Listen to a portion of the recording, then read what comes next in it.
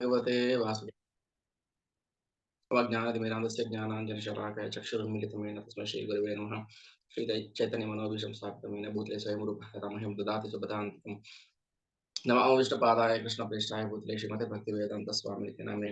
नमस्ते सारस्वते देवे गौरवाणी प्रचारिणे निर्विशेषशून्यवादी पाश्चात्यदेशतारिणे। जय श्री कृष्ण चैतन्य प्रभु नित्यानंद श्री अद्वैत गदाधर शिवासादि गौरभक्तवृंद। हरे कृष्ण कृष्ण कृष्ण हरे हरे, हरे राम राम राम हरे हरे। नारायणं नमस्कृत्य नरं चैव नरोत्तमं देवीं सरस्वतीं व्यासं ततो जयमुद्रेत् नष्टप्रायेषु भद्रेषु नित्यं भागवत सेवा भगवद्गीता श्लोके भक्तिर्भवति नैष्टिकी। हरे कृष्ण श्रीमद् भागवतम स्कंद 3 ಅಧ್ಯಾಯ 33 ಕಪಿಲನ ಕಾರ್ಯಚಟುವಟಿಕೆಗಳು. ತುಂಬಾ ಇಂಪಾರ್ಟೆಂಟ್ ಶ್ಲೋಕ, 36 ಶ್ಲೋಕ ಇದೆ. ಅಂದ್ರೆ ಇದನ್ನೆಲ್ಲ ನಾನು ಎಕ್ಸ್ಪ್ಲೇನ್ ಮಾಡಿದ್ದೀನಿ ಲಾಸ್ಟ್ ಚಾಪ್ಟರ್ಗಳಲ್ಲಿ. ಸುಮ್ಮನೆ ನಾವು ಅನುವಾದ ಮತ್ತೆ ಅದರದ ಸಂಕ್ಷಿಪ್ತ ಅರ್ಥ ತಿಳ್ಕೊಂಡು ಹೋಗೋಣ. ಓಕೆ, ಇಲ್ಲಿರೋದು ಎಲ್ಲ ಶ್ಲೋಕಗಳು ತುಂಬಾ ಇಂಪಾರ್ಟೆಂಟ್.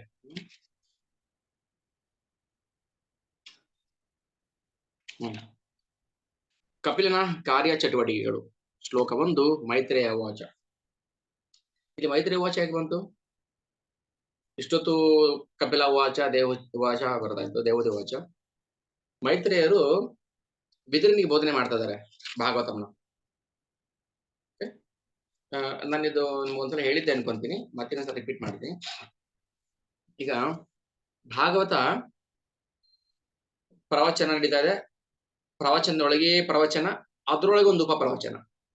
ಹೆಂಗೆ ಇವಾಗ ಭಾಗವತ ಬೋಧನೆ ಆಗ್ತಾ ಇರೋದು ಶುಕಮುನಿಗಳಿಂದ ಪರೀಕ್ಷಿತ್ ರಾಜನ್ಗೆ.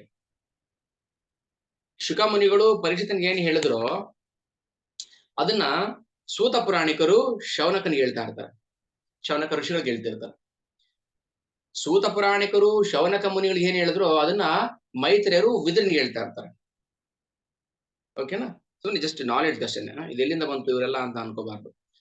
ಶುಕಮುನಿ ಪರೀಕ್ಷಿತನಿಗೆ ಹೇಳಿದ್ದನ್ನೇ ಸೂತ ಪುರಾಣಿಕರು ಶೌನಕ ಋಷಿಗಳಿಗೆ ಹೇಳ್ತಾರೆ, ಅದನ್ನೇ ಮೈತ್ರೇಯ ವಿದುರನಿಗೆ ಹೇಳ್ತಾರೆ. ಓಕೆ, ಸೊ ಇಲ್ಲ ಅದಕ್ಕೆ ಮೈತ್ರೇಯ ವಾಚ. ಮೈತ್ರೇಯ ಹೇಳ್ತಾರೆ ವಿದುರನಿಗೆ.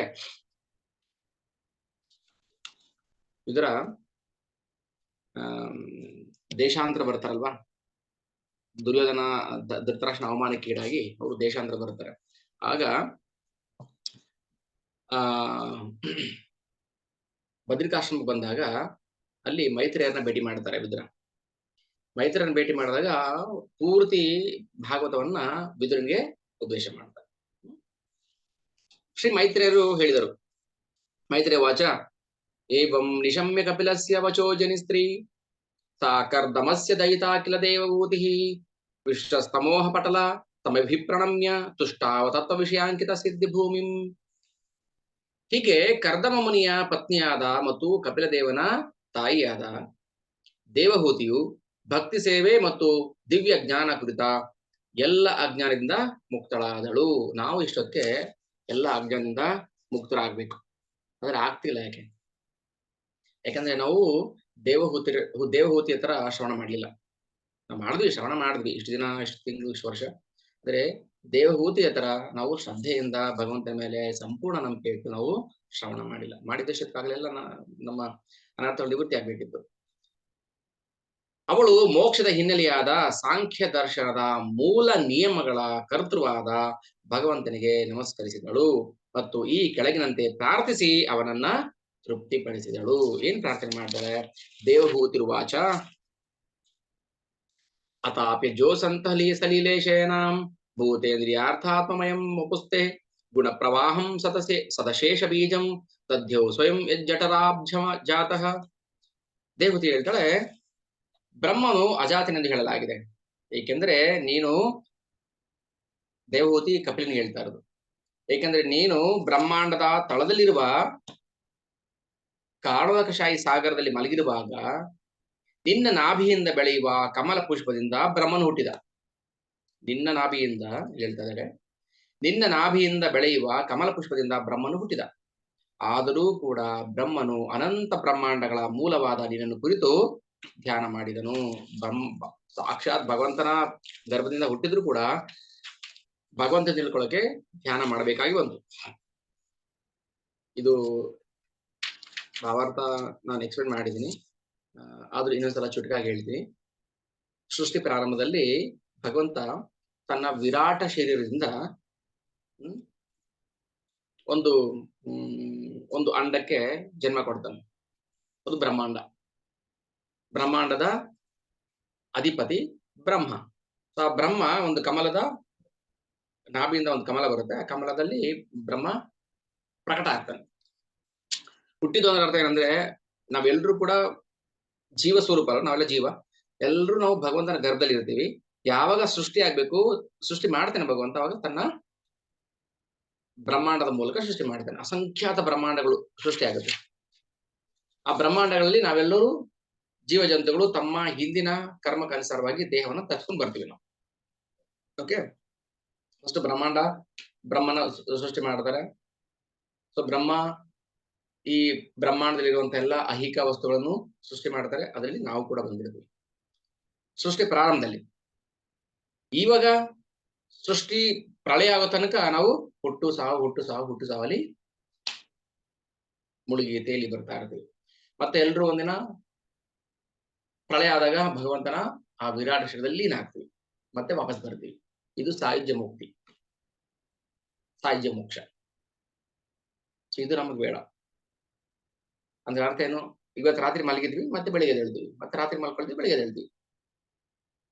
ಭಗವಂತನ ಗರ್ಭದಲ್ಲಿ ಲೀನ ಆಗ್ತೀವಿ, ಮತ್ತೆ ಹುಟ್ಟು ಬರ್ತೀವಿ. ರಾತ್ರಿ ಲೀನ ಆಗ್ತೀವಿ, ಮತ್ತೆ ಹುಟ್ಟು ಬರ್ತೀವಿ. ಬ್ರಹ್ಮದೇವರ ಒಂದೊಂದು ದಿನ ಒಂದೊಂದು ಕಲ್ಪ. ಬ್ರಹ್ಮ ಕಲ್ಪದಲ್ಲಿ ಸಂಪೂರ್ಣ ಅಂದ್ರೆ ಹಗಲಲ್ಲಿ ಸಂಪೂರ್ಣ ಸೃಷ್ಟಿ ಕಾರ್ಯ ನಡೆಯುತ್ತೆ. ಮತ್ತೆ ರಾತ್ರಿ ಪ್ರಳಯ. ಹೀಗೆ ಪ್ರಳಯ ಸೃಷ್ಟಿ ಕಂಟಿನ್ಯೂಸ್ ಆಗಿ ಆಗ್ತಾನೆ ಇರುತ್ತೆ. ಆದ್ರೆ ಯಾರು ಮಾಡ್ತಾರೆ ಇದೆಲ್ಲ ಗೊತ್ತಾಗ್ತಲ್ಲ, ಧ್ಯಾನ ಮಾಡ್ತಾನೆ. ಎಲ್ಲ ಸೃಷ್ಟಿಯ ಬೀಜ ನೀನು, ಬ್ರಹ್ಮನು ನೇರವಾಗಿ ನಿನ್ನಿಂದ ಜನಿಸಿದರೂ ಅವನು ಅನೇಕ ವರ್ಷಗಳ ಕಾಲ ಧ್ಯಾನ ಮಾಡಬೇಕಾಯಿತು. ಆಗಲೂ ಸಹ ಅವನು ನಿನ್ನೆನ ನೇರವಾಗಿ ನೋಡಕ್ಕಾಗಿಲ್ಲ. ಯಾರನ್ನ? ತನ್ನ ತಂದೆ ಗರ್ಭೋದಕಶ ವಿಷ್ಣುವನ್ನು, ಕೃಷ್ಣನಲ್ಲ. ಕೃಷ್ಣನ ಸ್ವಾಂಶ ವಿಸ್ತರಣೆಯ ಒಂದು ಭಾಗ ಯಾರು? ಗರ್ಭೋದಕಶಾಹಿ ವಿಷ್ಣು. ಬೆಳಿಗ್ಗೆ ಒಬ್ರು ಪ್ರಶ್ನೆ ಕೇಳ್ತಾರೆ, ಕನ್ಫರ್ಮ್ ಆಯ್ತು. ಇಷ್ಟು ದಿನ ಡೌಟ್ ಇತ್ತು ನಮ್ಗೆ, ಇವಾಗ ಕನ್ಫರ್ಮ್ ಆಯ್ತು. ಏನ್ ಕನ್ಫರ್ಮ್? ನಾವು ವಿಷ್ಣುವನ್ನೇ ಅಂದ್ರೆ ವಿಷ್ಣು ದೊಡ್ಡವನ ಅಥವಾ ಕೃಷ್ಣ ದೊಡ್ಡವನ ಅಂದ್ರೆ ಪ್ರಶ್ನೆ ಸರಿನೇ, ಅದು ಪ್ರಶ್ನೆ ತಪ್ಪು ಅಂತಲ್ಲ. ಯಾಕಂದ್ರೆ ಒಳಗಡೆ ಇನ್ನು ಅದು ಗೊಂದಲ ಇರುತ್ತೆ, ಅದು ಸಂಪೂರ್ಣ ಕ್ಲಿಯರ್ ಆಗ್ಬೇಕು. ಕೃಷ್ಣ ದೊಡ್ಡವನ ವಿಷ್ಣು ದೊಡ್ಡವನ? ಇಲ್ಲಿ ದೊಡ್ಡವನು ಪ್ರಶ್ನೆ ಬರೋದಿಲ್ಲ. ವಿಷ್ಣುನೂ ಕೃಷ್ಣನೇ, ಕೃಷ್ಣನು ವಿಷ್ಣುವೇ. ದೊಡ್ಡವನ ಪ್ರಶ್ನೆ ಅಲ್ಲ, ಮೂಲ ಹುಡುಕ್ತಾ ಇದೀವಿ ನಾವು ಅಷ್ಟೇನೆ. ಕೃಷ್ಣನೇ ಬ್ರಹ್ಮನಾಗಿ ಬರ್ತಾನೆ, ಹಾಗಾದ್ರೆ ಕೃಷ್ಣನೇ ಬ್ರಹ್ಮನಾಗಿ ಬರ್ತಾನೆ ಗುಣಾವತಾರಿಯಾಗಿ. ಹಾಗಂತ ಬ್ರಹ್ಮ ಕೃಷ್ಣ ಸಾಧ್ಯ ಇಲ್ಲ. ಕೃಷ್ಣನೇ. ಸೊ ಅವನೇ ತನ್ನ ವಿಸ್ತರಣೆ ಮಾಡ್ಕೊಳ್ತಾನೆ, ತನ್ನ ಸ್ವಾಂಶವನ್ನ ವಿಸ್ತರಣೆ ಮಾಡ್ಕೊಳ್ತಾನೆ. ಹಾಗೆ ವಿಸ್ತರಣೆ ಮಾಡ್ತಾ ಮಾಡ್ತಾ ಮಾಡ್ತಾ ಅವನು ಪುರುಷಾವತಾರವಾಗಿ ಬರ್ತಾನೆ. 3 ಪುರುಷಾವತಾರಗಳು, ಹೌದಾ? ಗೊತ್ತಿದೆ ನಮ್ಗೆ. ಕಾರಣಕಶಾಯ ವಿಷ್ಣು, ಗರ್ಭೋದಕಶಾಯ ವಿಷ್ಣು ಮತ್ತು ಕ್ಷೀರೋದಕಶಾಯ ವಿಷ್ಣು. ಸೊ ಕೃಷ್ಣ ತನ್ನನ್ನೇ ವಿಸ್ತರಣೆ ಮಾಡ್ಕೊಳ್ತಾನೆ, ಅವರನ್ನೇ ವಿಷ್ಣು ಅಂತ ಕರಿತೀವಿ ನಾವು. ಕೆಲವ್ರಿಗೆ ಅಂದ್ರೆ ಓಕೆ, ವಿಷ್ಣುವನ್ನೇ ನಾವು ಪೂಜೆ ಮಾಡ್ಕೊಂಡು ಬಂದಿದೀವಿ ಮುಂಚೆಯಿಂದ, ನಾರಾಯಣನನ್ನೇ ಪೂಜೆ ಮಾಡ್ಕೊಂಡ್ ಬಂದಿದೀವಿ. ಓಕೆ, ಮಾಡಿ, ತಪ್ಪಲ್ಲ, ನಾವೇನು ಅಪರಾಧ ಮಾಡಲಿಲ್ಲ. ಆದ್ರೆ ಇವಾಗ ನಮ್ಗೆ ಕ್ಲಿಯರ್ ಆಗ್ತಾ ಇದೆ, ಈ ಎಲ್ಲಾ ಪುರುಷ ಅವತಾರಕ್ಕೂ ಮೂಲ ಭಗವಾನ್ ಶ್ರೀಕೃಷ್ಣ. ಈಗ ಅದನ್ನ ನಾವು ಚೆನ್ನಾಗಿ ಅರ್ಥಕೋಬೇಕು. ಹಾಗಾದ್ರೆ ಇಷ್ಟು ದಿನ ಮಾಡಿದ್ದು ವ್ಯರ್ಥ ಆಗಿಲ್ಲ, ನಾವು ಕೃಷ್ಣನನ್ನೇ ಮಾಡ್ತಾ ಇದ್ವಿ. ಆದ್ರೆ ಕೃಷ್ಣನ ಅದು ವಿಸ್ತರಣೆ. ಈಗ ನಾವು ಕ್ಷೀರಂ ಯಥಾದಧಿ ವಿಕಾರ ವಿಶೇಷ ಯೋಗಾತ್, ಹಾಗೆ ದೇವತಮ ಪರಮ ಪುರುಷ ಎಲ್ಲದಕ್ಕೂ ಮೂಲ ಅಂತ ಗೊತ್ತಾಗ್ತಾ ಇದೆ. ಇವಾಗ ನಮ್ಮ ಭಕ್ತಿ ಪರಿಪೂರ್ಣ ಆಗ್ತಾ ಇದೆ. ಅದಕ್ಕೆ ತಿಳಿದು ಮಾಡಬೇಕು. ಎಲ್ಲಿವರೆಗೂ ನಾವು ತಿಳಿದು ಮಾಡೋದಿಲ್ವೋ ಅಲ್ಲಿವರೆಗೂ ಅದು ಸಂಪೂರ್ಣ ಅನ್ಸ್ಕೊಳ್ಳೋದಿಲ್ಲ. ಎಲ್ಲೋ ಒಂದ್ ಕಡೆ ಕೊರತೆ ಇರುತ್ತೆ, ಯಾಕೆ ತಿಳಿದು ಮಾಡಿಲ್ಲ ನಾವು. ಇವಾಗ ದೇವಹೂತಿ ಹೇಳ್ತಿದ್ದಾರೆ,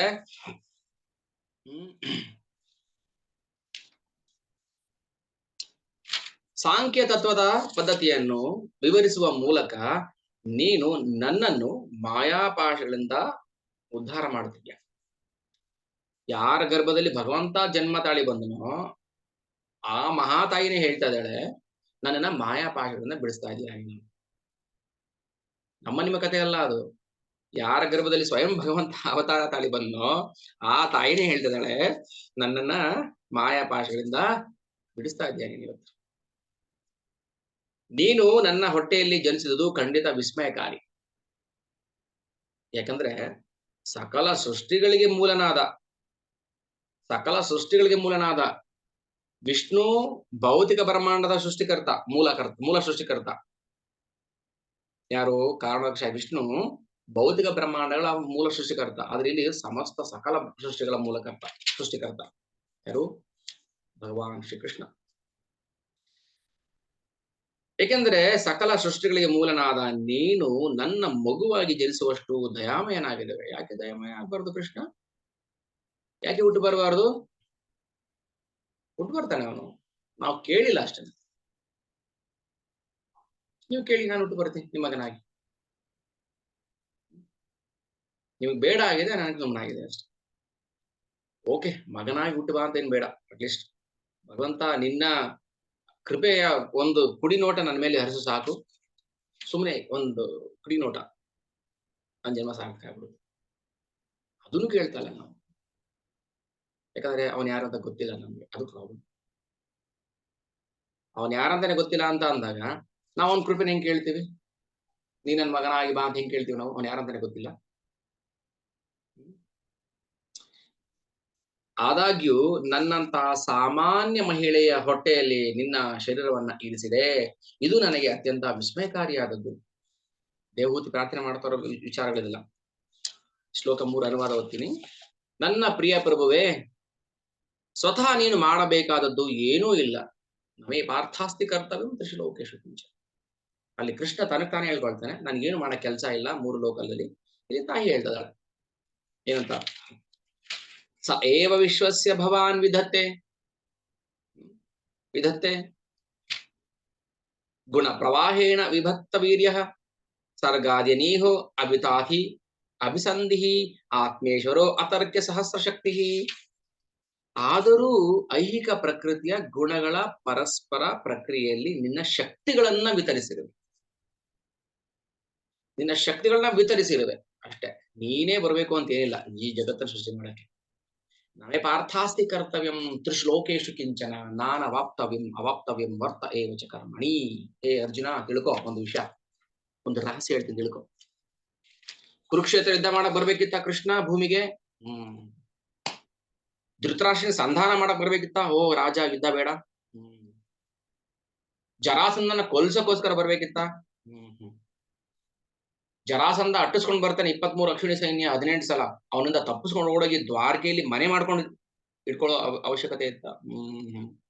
ಜರ ಅಂದ್ರೆ ಬೇಡ, ಬಾಣ ಹೊಡೆದು ಕೃಷ್ಣ ಕೊಲ್ಬೇಕಾಗಿತ್ತ? ನಮೇ ಪಾರ್ಥಾಸ್ತಿ ಕರ್ತವ್ಯ. ಇದ್ಯಾವುದಕ್ಕೂ ನನ್ನ ಸಂಬಂಧನೇ ಇಲ್ಲ. ಕೃಷ್ಣನಿಗೂ ಯಾವ ಭೌತಿಕ ಚಟುವಟಿಕೆಗಳಿಗೂ ಅಂದ್ರೆ ಭೌತಿಕ ಲೋಕದ ಚಟುವಟಿಕೆಗಳಿಗೆ ಯಾವ ಸಂಬಂಧವೂ ಇಲ್ಲ. ಮತ್ತೆ ನನ್ನ ಶಕ್ತಿಯ ಯಾವುದೋ ಒಂದು ಸಣ್ಣ ಕಣ ಆ ಕೆಲಸ ಮಾಡ್ಕೊಂಡು ಹೋಗುತ್ತೆ. ಅಥವಾ ಬಹುನೈತೇನ. ಅದಕ್ಕೆ ಕೃಷ್ಣನ ಅರ್ಥ ಮಾಡ್ಕೊಳ್ಳೋದು ತುಂಬಾ ರಹಸ್ಯ, ತುಂಬಾ ಸೂಕ್ಷ್ಮ. ಅರೆ ಯಾವುದೋ ಒಂದು ಸಣ್ಣ ಯುದ್ಧ ಮಾಡ್ಸಕ್ಕೋಸ್ಕರ ಕೃಷ್ಣ ಅಲ್ಲಿಂದ ಬರ್ಬೇಕಾಗಿತ್ತ ಗೋಲೋಕದಿಂದ? ನಾನವಾಪ್ತವ್ಯಂ ಅವಾಪ್ತಂ ವರ್ತ ಏವಚ ಕರ್ಮಣಿ. ನಾನವಾಪ್ತವ್ಯಂ, ನನಗೆಲ್ಲ ಬೇಕಿಲ್ಲ. ಮತ್ತೆ ಯಾಕೆ ಬಂದ ಕೃಷ್ಣ? ಕೃಷ್ಣ ಬಂದಿದ್ದು ಅದ್ಯಾವುದೋ ಸಣ್ಣ ಕೆಲಸ ಮಾಡೋಕ್ಕೋಸ್ಕರ ಅಲ್ಲ. ಕೃಷ್ಣ ಬಂದಿದ್ದು ನಮ್ಗಳನ್ನ ಉದ್ಧಾರ ಮಾಡೋಕ್ಕೋಸ್ಕರ, ನಮ್ಗೆ ಪ್ರೀತಿಯನ್ನ ಕೊಡೋಕ್ಕೋಸ್ಕರ, ನಮ್ಮಿಂದ ಪ್ರೀತಿಯನ್ನ ಪಡ್ಕೊಳ್ಳೋಕ್ಕೋಸ್ಕರ ಅಷ್ಟೇ. ಇನ್ನೇನ್ ಕೆಲಸ ಇಲ್ಲ ನಮ್ಗೆ, ಇನ್ನೇನ್ ಕೆಲಸ ಇಲ್ಲ. Jobless, unemployed. ಇಲ್ಲಿ ಹೇಳ್ತಾ ನೋಡಿ, ಆದರೂ ನಿನಗೇನು ಕೆಲಸ ಇಲ್ಲ. ಹೇಳ್ದ ಸ್ವತಃ ನೀನು ಮಾಡಬೇಕಾದದ್ದೇನು ಇಲ್ಲ, ಸ್ವತಃ ನೀನು ಮಾಡೋದೇನಿಲ್ಲ. ಆದರೂ ಐಹಿಕ ಪ್ರಕೃತಿಯ ಗುಣಗಳ ಪರಸ್ಪರ ಪ್ರಕ್ರಿಯೆಯಲ್ಲಿ ನಿನ್ನ ಶಕ್ತಿಗಳನ್ನ ವಿತರಿಸಿವೆ. ಭಗವದ್ಗೀತೆ 10.42. ಅಥವಾ ಬಹುನೈತೇನ ಕಿಂ ಜ್ಞಾತೇನ ಅಥವಾ ಅರ್ಜುನ ವಿಷ್ಟಭ್ಯಾಹಂ ಇದಂ ಕೃತ್ಸ್ನಂ ಏಕಾಂಶೇನ ಸ್ಥಿತೋ ಜಗತ್ತು. ಇಡೀ ಸಮುದ್ರ ಮಾಡೋ ಕೆಲಸ ಏನು? ಒಂದು ಸಣ್ಣ ಹನಿ ಇದೆಲ್ಲ ಮಾಡ್ಬಿಡುತ್ತೆ. ಸಮುದ್ರದಲ್ಲಿ ಒಂದು ಸಣ್ಣ ಕಣ ಇಷ್ಟೆಲ್ಲ ಮಾಡುತ್ತೆ. ಆ ಕಣಗಳೇ ವಿಷ್ಣುಗಳಾಗಿ, ಬ್ರಹ್ಮರುಗಳಾಗಿ, ಶಿವರುಗಳಾಗಿ, ದೇವತೆಗಳಾಗಿ, ಎಲ್ಲ ಶಕ್ತಿಗಳಾಗಿ ಚೆದರು ಬಿಟ್ಟಿದೆ ಕೃಷ್ಣ. ಅದಕ್ಕೆ ಕೃಷ್ಣನ ಅರ್ಥ ಮಾಡ್ಕೊಳ್ಳೋದು ತುಂಬಾ ಕಷ್ಟ. ಇಲ್ಲಿಂದ ಇಲ್ಲಿಗೆ ನಾವು ಕೃಷ್ಣನ ಅಪಾರ್ಥ ಮಾಡ್ಕೊಳ್ತಾ ಇದ್ದೀವಿ. ವಿಷ್ಣುವಿಂದ ಕೃಷ್ಣ ಬಂದ, ವಿಷ್ಣುವಿಂದ ಕೃಷ್ಣ ಬಂದ ಅಂತ. ರಾಮ ಆದ್ಮೇಲೆ ತಾನೇ ಕೃಷ್ಣ, ಅದಕ್ಕೆ ರಾಮ ದೊಡ್ಡವನು.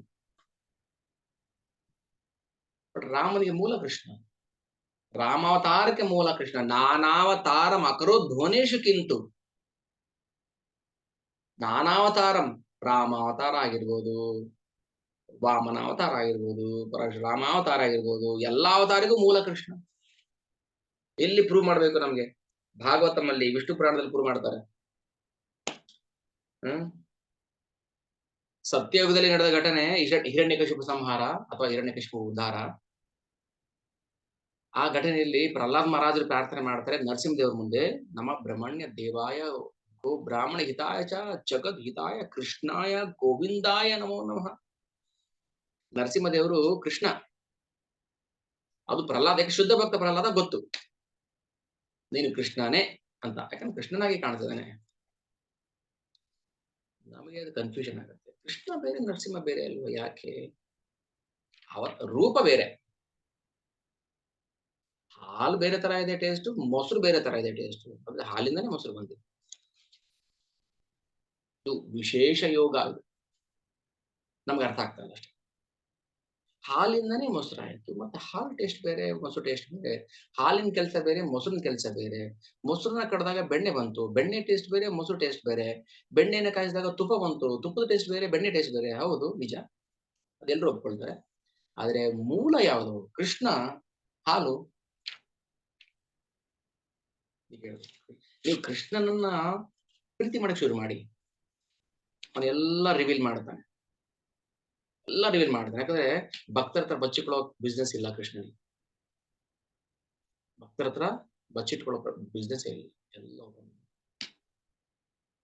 ನಾವು ಭಕ್ತಿ ಮಾಡೋದಲ್ಲ, ಭಕ್ತಿ ಮಾಡೋ ಪ್ರಯತ್ನ ಮಾಡಿದ್ರೆ ಸಾಕು, ನಿಮ್ಗೆಲ್ಲ ರಿವೀಲ್ ಮಾಡ್ತೀನಿ. ಕೇವಲ ಪ್ರಯತ್ನ ಮಾಡಿದ್ರೆ, ಕೇವಲ ಪ್ರಯತ್ನ. ನನ್ನ ಪರಮ ಪ್ರಭುವೇ, ನೀನು ಸ್ವಯಂ ಸಂಕಲ್ಪಿತನು. ಸ್ವಯಂ ಸಂಕಲ್ಪ. ನಾವಾದ್ರೆ ಯಾರೋ ಹೇಳ್ಬೇಕು, ಇವತ್ತು ಅದು ಮಾಡಿ, ಇವತ್ತು ಇದು ಮಾಡಿ, ಒಳಗಡೆ ಹೇಳ್ಬೇಕು ನಮ್ಗೆ. ಇವತ್ತು ಭಾಗವತಂ ಕ್ಲಾಸ್, ಭಗವದ್ಗೀತೆ ಕ್ಲಾಸ್, ಇವತ್ತು ಅಂಗಡಿ ಹೋಗ್ಬೇಕು, ಇವತ್ತು ಅಲ್ಲಿ ಹೋಗ್ಬೇಕು, ಇಲ್ಲಿ ಹೋಗ್ಬೇಕು. ನಾವು ಸ್ವಯಂ ಸಂಕಲ್ಪಿತರಲ್ಲ, ನಾವು ಯಾರೋ ಹೇಳ್ತಾರೆ ಮಾಡ್ತಾರೆ. ಯಾರೋ ಗುಣಗಳು, ಗುಣಗಳು ಹೇಳ್ತಾರೆ. ಸಗುಣಾನ್ ಸಮತೀತೆ ತಾನ್ ಬ್ರಹ್ಮಭೂಯಾಯ ಕಲ್ಪತೆ. ಯಾರೋ ಒಬ್ರು ಒಳಗಡೆ ಕೂತ್ಕೊಂಡು ನಮ್ಗೆ ಹೇಳಿಸ್ಬೇಕು, ಇವತ್ತು ಒಳ್ಳೆ ಕೆಲಸ ಮಾಡು, ಇವತ್ತು ಕೆಟ್ಟ ಕೆಲಸ ಮಾಡು, ಒಳಗಡೆ ಹೇಳ್ತಾ ಇರ್ತಾರೆ. ಬಟ್ ಕೃಷ್ಣನಿಗೆ ಹಂಗಲ್ಲ, ನೀನು ಸ್ವಯಂ ಸಂಕಲ್ಪಿತ, ನೀನೇನ್ ಬೇಕಾದ್ರೂ ಮಾಡ್ಬೋದು. ನಿನ್ಗೆ ಯಾರು ಹೇಳೋರು ಕೇಳೋದಿಲ್ಲ, ನೀನೇ ಎಲ್ಲ, ನೀನು ಸ್ವಯಂ ಸಂಕಲ್ಪಿತ. ಮತ್ತು ಜೀವಿಗಳಲ್ಲಿ ದೇವತಮ ಪರಮ ಪುರುಷನು ಅವರ ಸಲುವಾಗಿಯೇ ಈ ಐಹಿಕ ಉದ್ಭವಗಳನ್ನ ಸೃಷ್ಟಿಸಿರುವೆ. ನೀನೊಬ್ಬನೇ, ಆದರೂ ನಿನ್ನ ವಿವಿಧ ಶಕ್ತಿಗಳು ಬಹುಮುಖವಾಗಿ ಕಾರ್ಯನಿರ್ವಹಿಸಬಲ್ಲವು. ಇದು ನಮಗೆ ಕಲ್ಪನಾತೀತವಾದದ್ದು. ಕಲ್ಪನೆ ಮಾಡಿ ನೋಡೋಣ, ಯೋಚನೆ ಮಾಡಿ ನೋಡೋಣ. ಒಂದು ಇನ್ಸಿಡೆಂಟ್ ಹೇಳ್ತೀನಿ, ಯೋಚನೆ ಮಾಡಿ. ಈಗ ನಾನು ಈ ಮನೆಯೊಳಗಿದ್ದೀನಲ್ಲ, ಈ ಒಂದು ರೂಮಲ್ಲಿ ಇದ್ದೀನಿ ನಾನು. ಈ ರೂಮ್ ನನ್ನೊಳಗಿದೆ ಅಂತ ಕಲ್ಪನೆ ಮಾಡಿ ನೋಡೋಣ. ನಾನು ರೂಮಲ್ಲಿ ಇದ್ದೀನಿ, okay, right, of answer, right. ನನ್ನೊಳಗೆ ರೂಮ್ ಇದೆ, ಆ ರೂಮ್ ಒಳಗೆ ನಾನಿದ್ದೀನಿ, ಯೋಚನೆ ಮಾಡಿ ನೋಡಿ. ಕಲ್ಪನಾತೀತ. ಹೆಂಗೆ ಕಲ್ಪನೆ ಮಾಡಿದ್ರೆ? ಬ್ರಹ್ಮದೇವರಿಗೆ ಕಲ್ಪನೆ ಮಾಡೋಕ್ಕಾಗಿಲ್ಲ. ಬ್ರಹ್ಮದೇವರು ಬಂದು ನೋಡ್ತಾರೆ ಗೋಕುಲದಲ್ಲಿ, ಕೃಷ್ಣ ಇದು ಆಶ್ಚರ್ಯ, ನೀನು ಇಡೀ ಸಕಲ ಬ್ರಹ್ಮಾಂಡಗಳ ಮೂಲ ಸೃಷ್ಟಿಕರ್ತ, ನಾವೆಲ್ಲರೂ ನಿನ್ನ ಗರ್ಭದಲ್ಲಿದ್ದೀವಿ, ಆದ್ರೆ ಇದೇನು ಆಶ್ಚರ್ಯ, ನಾನು ಇನ್ನು ಮುಂದೆ ನಿಂತಿದ್ದೀನಿ.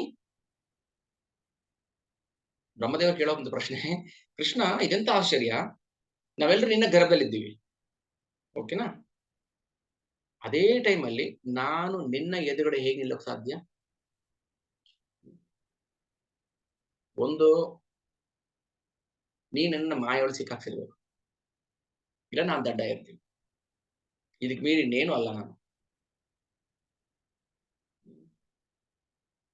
ಈಗ ಬ್ರಹ್ಮಾಂಡದ ನಾಯಕ, ಎಲ್ಲ ಬ್ರಹ್ಮಾಂಡಗಳು ಭಗವಂತನ ಗರ್ಭದಲ್ಲಿದೆ. ಭಗವಂತನ ಗರ್ಭದಲ್ಲಿ ಎಲ್ಲ ಚಟುವಟಿಕೆ ನಡೀತಾ ಇದೆ ಗರ್ಭದಲ್ಲಿ. ಹಾಗಾದ್ರೆ ನಾವೆಲ್ಲರೂ ಭಗವಂತನ ಗರ್ಭದಲ್ಲಿ ಇದ್ದೀವಿ ಅಂದ್ರೆ ಭಗವಂತ ನಮ್ಗೆ ಹೇಗೆ ಕಾಣಿಸ್ತಾನೆ? ಹೊರಗಡೆ. ಅದಕ್ಕೆ ಅವನನ್ನ ವಿಷ್ಣು ಸಹಸ್ರನಾಮದಲ್ಲಿ ಮೊದಲನೇ ನಾಮ ಹೇಳ್ತೀವಲ್ವಾ, ಓಂ ವಿಶ್ವಂ. ವಿಶ್ವಂ ನಾಮದ ಅರ್ಥ ಏನು? ಓಂ ವಿಶ್ವಂ ವಿಷ್ಣುರ್ವಷಟ್ಕಾರೋ ಭೂತ ಭವ್ಯ ಭವತ್ ಪ್ರಭು ಭೂತಕೃತ್ ಭೂತ ವೃದ್ಭಾವೋ ಭೂತಾತ್ಮ ಭೂತ ಭಾವನಃ. ಒಂದು ಲೈನ್ ಶ್ಲೋಕ ಆಕ್ಚುಲಿ ಉಸಿರೆಲ್ಲ ಆಚೆ ಬಂದ್ಬಿಡುತ್ತೆ. ಭೂ ಭೂ ಭೂ ಭೂ. ಓಂ ವಿಶ್ವಂ ವಿಷ್ಣು ವಷಟ್ಕಾರೋ ಭೂತ ಭವ್ಯ ಭವತ್ ಪ್ರಭು ಭೂತಕೃತ್ ಭೂತ. ವಿಶ್ವದ ನಾಮ ಏನು? ಅರ್ಥ ಏಕಕಾಲದಲ್ಲಿ ಭಗವಂತ ಒಳಗೂ ಇರ್ತಾನೆ, ಹೊರಗೂ ಇರ್ತಾನೆ. ಅದಕ್ಕೆ ಚೈತನ್ಯ ಮಹಾಪ್ರಭು ಹೇಳಿದ್ರು ಅಚಿಂತ್ಯ ಭೇದ ಭೇದ. ನೀವು ಯೋಚನೆ ಮಾಡಕ್ಕಾಗೋದಿಲ್ಲ. ನಾವ್ ಯಾರು ಭಗವಂತನ ಕುರಿತು ಯೋಚನೆ ಕೂಡ ಮಾಡಕ್ಕಾಗೋದಿಲ್ಲ. ನಾವು ಕಲ್ಪನಾತೀತ. ವಿಶೇಷವಾಗಿ ಏನಾದ್ರು ಭಗವಂತ ಕೃಪೆ ಕೊಟ್ರೆ ಮಾತ್ರ ನಾವು ಭಗವಂತ ಓ ಕೃಷ್ಣ ದೇವೋತ್ತಮ ಪರಮ ಪುರುಷ. ಇಲ್ಲಾಂದ್ರೆ ಯಾರ್ಯಾರನೋ ನಾವು ದೇವೋತ್ತಮ ಪರಮ ಪುರುಷ ಅಂತ ಹೇಳ್ಕೊಂಡು ಆಟೋದಿಂದ ಲಾರಿಯಿಂದ ಬರ್ಕೊಂಡು ನಾವು ಈ ಮೂರ್ಖ ಜಗತ್ತಲ್ಲಿ ಒಂದು ಮೂರ್ಖರಾಗಿ ಬದುಕುಂಟು. ಅದಕ್ಕೆ ಮೂಢೋಯಂ ನಾಭಿಜಾನಾತಿ. ಮೂರ್ಖರಿಗೆ ನಾನು ಗೊತ್ತಾಗೋದಿಲ್ಲ. ಮೂಢೋಯಂ ನಾಭಿಜಾನಾತಿ ಲೋಕಮಾಂ ಅಜಮವ್ಯಯಂ. ಅದಕ್ಕೆ ಹೇಳ್ತಾರೆ ನೋಡಿ, ದೇವತೆ ಹೇಳ್ತಾರೆ ತನ್ನ ತಾಯಿ, ನೀನು ಒಬ್ಬನೇ, ಆದರೂ ನಿನ್ನ ವಿವಿಧ ಶಕ್ತಿಗಳು ಬಹುಮುಖವಾಗಿ ಕಾರ್ಯನಿರ್ವಹಿಸಬಲ್ಲವು. ಇದು ನಮಗೆ ಕಲ್ಪನಾತೀತ. ಶ್ಲೋಕ 4 ಅನುವಾದ. ದೇವೋತ್ತಮ ಪರಮ ಪುರುಷನಾಗಿ ನೀನು ನನ್ನ ಹೊಟ್ಟೆಯಲ್ಲಿ ಹುಟ್ಟಿದೆಯೇ, ಹೇ ನನ್ನ ಪ್ರಭುವೇ, ಇಡೀ ಬ್ರಹ್ಮಾಂಡದ ಸಕಲ ಸೃಷ್ಟಿಯನ್ನು ತನ್ನ ಹೊಟ್ಟೆಯಲ್ಲಿ ಇಟ್ಟುಕೊಂಡಿರುವವನಿಗೆ ಇದು ಹೇಗೆ ಸಾಧ್ಯ? ಇಲ್ಲಿ ಬರೋ ಮಾತನ್ನು ಮುಂಚೆನೆ ಹೇಳಿದ್ರು. ಇಡೀ ಸಕಲ ಬ್ರಹ್ಮಾಂಡಗಳನ್ನ ಗರ್ಭದಲ್ಲಿ ಇಟ್ಕೊಂಡಿದೆಯಲ್ಲ, ಮತ್ತೆ ಹೊರಗಡೆ ಕಾಣಿಸ್ತಾ ಇರೋದು ಏನು? ನಮ್ಗೆ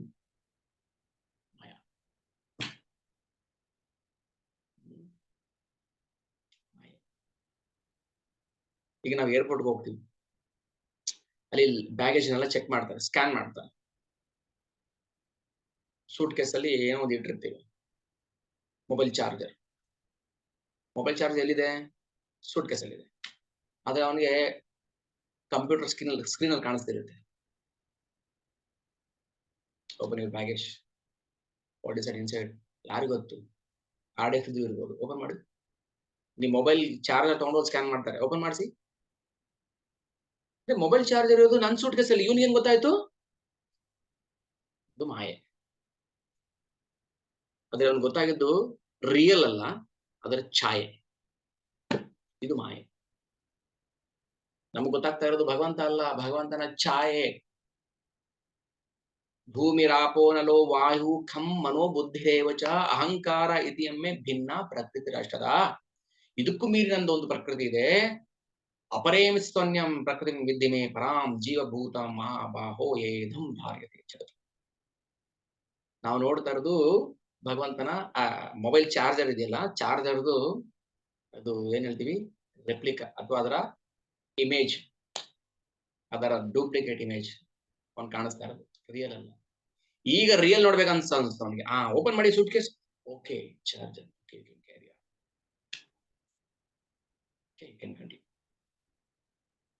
ಅದನ್ನ ನೋಡಿದ ಸ್ಕ್ರೀನ್ ಅಲ್ಲಿ ಅದು ಹೌದು ಅಲ್ವೋ ಅಂತ ತಿಳ್ಕೊಳ್ಳುವಂತ ಜ್ಞಾನ ಬಂತು ಅವನಿಗೆ. ಅದು ಭಗವದ್ಗೀತೆ ಮಾಡಬೇಕು. ಸ್ಕ್ಯಾನ್ ಮಾಡಿಲ್ಲ ಅಂದ್ರೆ ಯಾರಿಗ್ ಗೊತ್ತು? ಹೋಗ್ತಾ ಇದೆ, ಡ್ರಗ್ಸ್ ಹೋಗುತ್ತೆ, ಬಾಂಬ್ಗಳು ಕ್ಯಾರಿ ಮಾಡ್ತಾರೆ, ಗನ್ ಕ್ಯಾರಿ ಮಾಡ್ತಾರೆ, ಚಾಕು ಕ್ಯಾರಿ ಮಾಡ್ತಾರೆ. ಅಲ್ಲಿ ಸ್ಕ್ಯಾನ್ ಮಾಡೋದಕ್ಕೆ ಗೊತ್ತಾಗ್ತಾ ಇದೆ ನಮಗೆ. ಪಾಸ್ಪೋರ್ಟ್ನೇ ಫೇಕ್ ಮಾಡ್ತಾರೆ.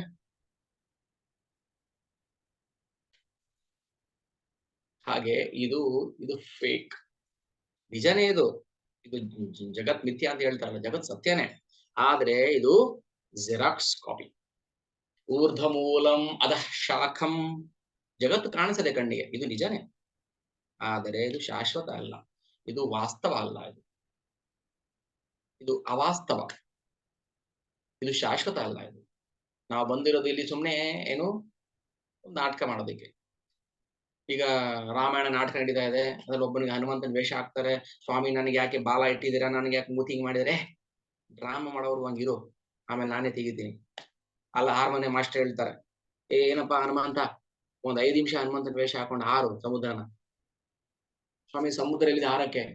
ಸಮುದ್ರ ನಾನು ಕ್ರಿಯೇಟ್ ಮಾಡ್ತೀನಿ. ಒಂದು ನೀಲಿ ಕಲರ್ ಸೀರೆ ಬಿಟ್ಬಿಟ್ಟು ಅದಕ್ಕೊಂದು ಒಂದು ಫ್ಯಾನ್ ಹಾಕ್ಬಿಟ್ರೆ ಅದು ಗಿಲಿಗಿಲಿ ಅಂತ ಇರುತ್ತೆ, ಅದು ಸಮುದ್ರ. ಅದನ್ನ ಹಾರಬೇಕು ನೀನು, ಅಷ್ಟೇನಾ?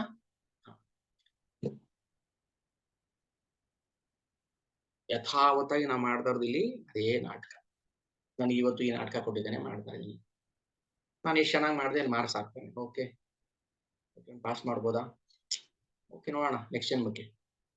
ಇವನು ಏನು ಸ್ವಾಮಿ, ಅವನೊಂದು ಚೂರು ಆಕ್ಟಿಂಗ್ ಸರಿ ಮಾಡ್ಲಿಲ್ಲ, ಅವನು ಬರೀ ಖಾಲಿ ಪೇಪರ್ ಕೊಟ್ಟೋಗಿದ್ದಾನೆ ಡ್ರಾಮಾದಲ್ಲಿ, ಅವ್ನು 0 ಹಾಕು.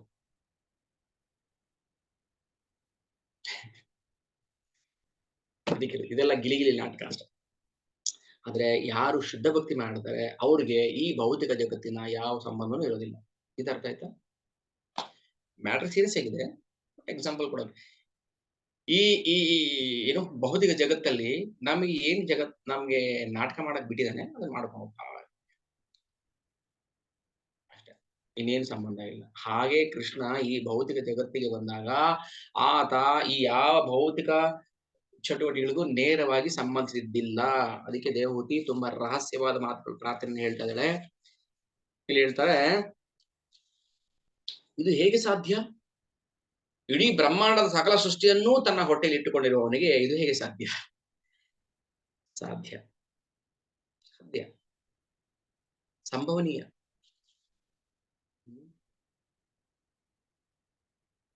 ಏಕೆಂದ್ರೆ ಯುಗಾಂತ್ಯದಲ್ಲಿ ವಿಶ್ವಂ ಯುಗಾಂತೆ ವಟಪತ್ರ ಏಕಃ, ಎಲ್ಲಿ ನೋಡಿದ್ವಿ ನಾವು?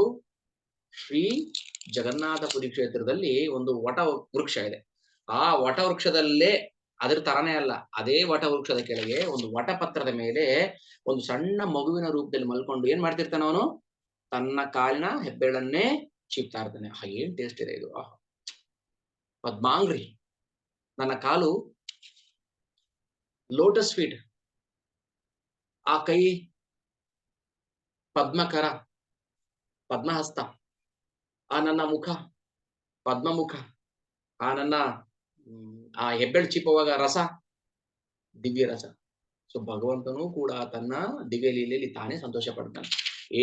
ಏಕಪತ್ರ ಹೇಳ್ತಾರೆ, ಏಕಃ, ನೀನೊಬ್ಬನೇ ಇಡೀ ಜಗತ್ತು ಸೃಷ್ಟಿಯಾಗೋಕ್ಕೆ ಮುಂಚೆ ಮತ್ತು ಪ್ರಳಯ ಆದ ಮೇಲೆ ಇರುವಂತವನು ನೀನೊಬ್ಬನೇ. ಅದು ಯಾವ ರೂಪದಲ್ಲಿ? ಯುಗಾಂತ್ಯದಲ್ಲಿ ನೀನು ಸಣ್ಣ ಮಗುವಿನ ಉಪಾಧಿಯಲ್ಲಿ ಆಲದೆಲೆಯ ಮೇಲೆ ಪವಡಿಸುತ್ತೀಯೇ ಮತ್ತು ನಿನ್ನ ಪಾದ ಪದ್ಮಗಳ ಹೆಬ್ಬೆರಳನ್ನ ಚೀಪುತ್ತೀಯೇ. ನೋಡಿದೀವಾ? ನೋಡಿದ ಯಾರಾದ್ರು? ಕೃಷ್ಣ ಇಲ್ಲಿ ಹೇಳ್ತಾರೆ ಯಾರಿಗೆ? ಕಪಿಲ ಮುನಿಗೆ. ಹಾಗಾದ್ರೆ ಕಪಿಲ ಮುನಿ ಬೇರೆ, ಕೃಷ್ಣ ಬೇರೆನಾ? ಕೃಷ್ಣನೇ. ಅದಕ್ಕೆ ನಮ್ಗೆ ಭಗವಂತನ ಅವತಾರಗಳ ಬಗ್ಗೆ ಚರ್ಚೆ ಮಾಡ್ಬೇಕಾದ್ರೆ ನಾವು ನಮ್ಮ ಮನಸ್ಸನ್ನ ಒಂದ್ ಕಡೆ ಫಿಕ್ಸ್ ಮಾಡ್ಬೇಕು. ಕೃಷ್ಣ ಅಷ್ಟೇ. ನೀವ್ ಯಾವ್ದಾದ್ರು ಹೆಸರು ಹೇಳ್ಕೊಳ್ಳಿ ಸ್ವಾಮಿ, ಕೃಷ್ಣ.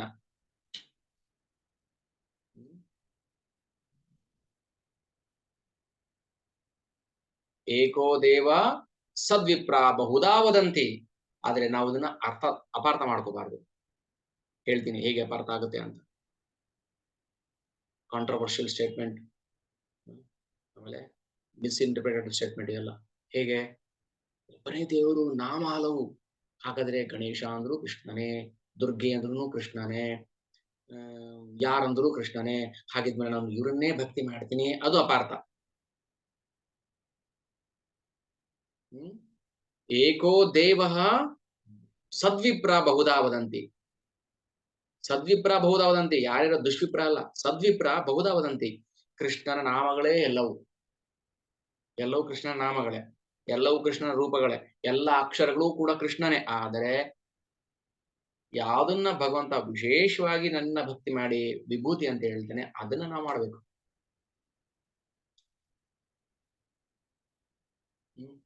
ಈಗ ಸರ್ಕಾರದಲ್ಲಿ ಎಷ್ಟೋ ಖಾತೆಗಳಿದೆ ಅಲ್ವಾ? ಅದರಲ್ಲಿ ಒಂದು ಬಂದಿ ಖಾನೆ ಖಾತೆ.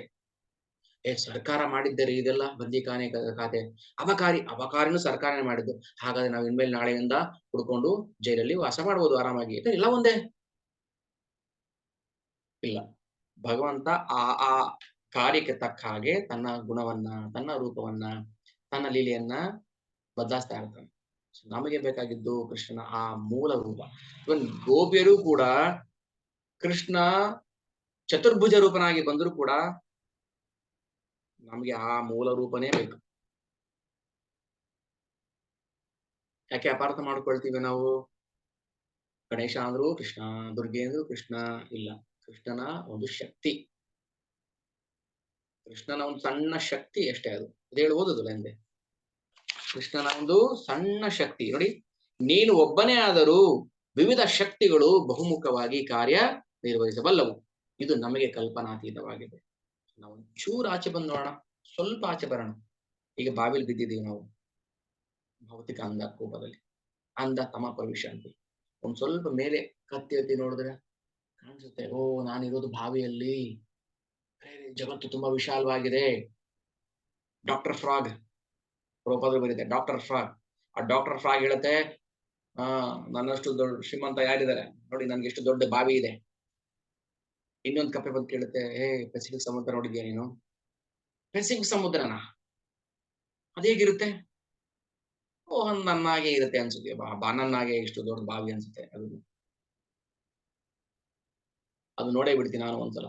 ಆ ನೀರು ನಾನು ಕುಡಿದು ಬಿಡ್ತೀನಿ ಅಂತ ಹೇಳಿ ಏನ್ ಮಾಡುತ್ತೆ, ಡಾಕ್ಟರ್ ಫ್ರಾಗ್ ತನ್ನ ಹೊಟ್ಟೆಯನ್ನ ಇಗ್ಗಿಸ್ಕೊಳತ್ತಂತೆ, ಪೆಸಿಫಿಕ್ ಸಮುದ್ರ ನೀರು ಕುಡಿತೀನಿ ಅಂತ. ಯಾಕಂದ್ರೆ ತಾನಿರೋದು ಬಾವಿ, ಬಾವಿ ಅಂದ್ರೆ ಗೊತ್ತಿಲ್ಲ, ಪೆಸಿಫಿಕ್ ಸಮುದ್ರ ಅಂದ್ರೆ ಗೊತ್ತಿಲ್ಲ ಅದಕ್ಕೆ. ಅವ ಹೇಳುತ್ತೆ, ಓ ಡಾಕ್ಟರ್ ಫ್ರಾಗ್, ಮೂರ್ಖ ಕಪ್ಪೆ, ಪೆಸಿಫಿಕ್ ಸಮುದ್ರ ನೀನ್ ಅನ್ಕೊಂಡಷ್ಟೇ ಅಷ್ಟು ಸಣ್ಣದಲ್ಲ.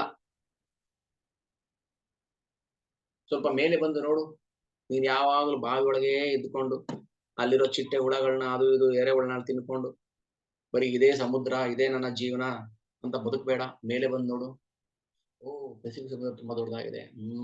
ನಾನೇನು ಬಾವಿನೇ ಸಮುದ್ರ ಅನ್ಕೊಂಡಿದ್ದೆ. ಇಲ್ಲ, ಅದಕ್ಕೆ ಕೂಪ ಮಂಡೂಕ, ನಾವೆಲ್ಲ ಕೂಪ ಮಂಡೂಕರು, ಅದಕ್ಕೆ ನಮ್ಗೆ ಅರ್ಥ ಆಗ್ತದೆ. ಕೃಷ್ಣನ ಮಹಿಮೆನ ಅರ್ಥ ಮಾಡ್ಬೇಕಾಗುತ್ತಾ ನಮ್ಗೆ? ಬ್ರಹ್ಮದೇವರಿಗೆ ಆಗ್ತಾ ಇಲ್ಲ ಅರ್ಥ ಮಾಡ್ಕೊಳಕ್ಕೆ. ಯಾರಿಗೆ ಹುಡುಗ ಕಂಡಿಡ್ದು ಬಿಡ್ತೀನಿ ನಾನು ಇವತ್ತು. ಇಷ್ಟು ಚೆನ್ನಾಗಿ ಮಾಯ ಮಾಡ್ತಿದ್ದಾನೆ ಹುಡುಗರನ್ನ, ಮರಳು ಮಾಡ್ತಾ ಇದ್ದಾನೆ, ಯಾರ್ಯಾರೋ ರಾಕ್ಷಸರೆಲ್ಲ ಕೊಲ್ತಿದ್ದಾನಂತೆ. ಯಾರಿಗೆ ಹುಡುಗ ಚೆಕ್ ಮಾಡ್ಬಿಡ್ತೀನಿ ಒಂದ್ಸಲ.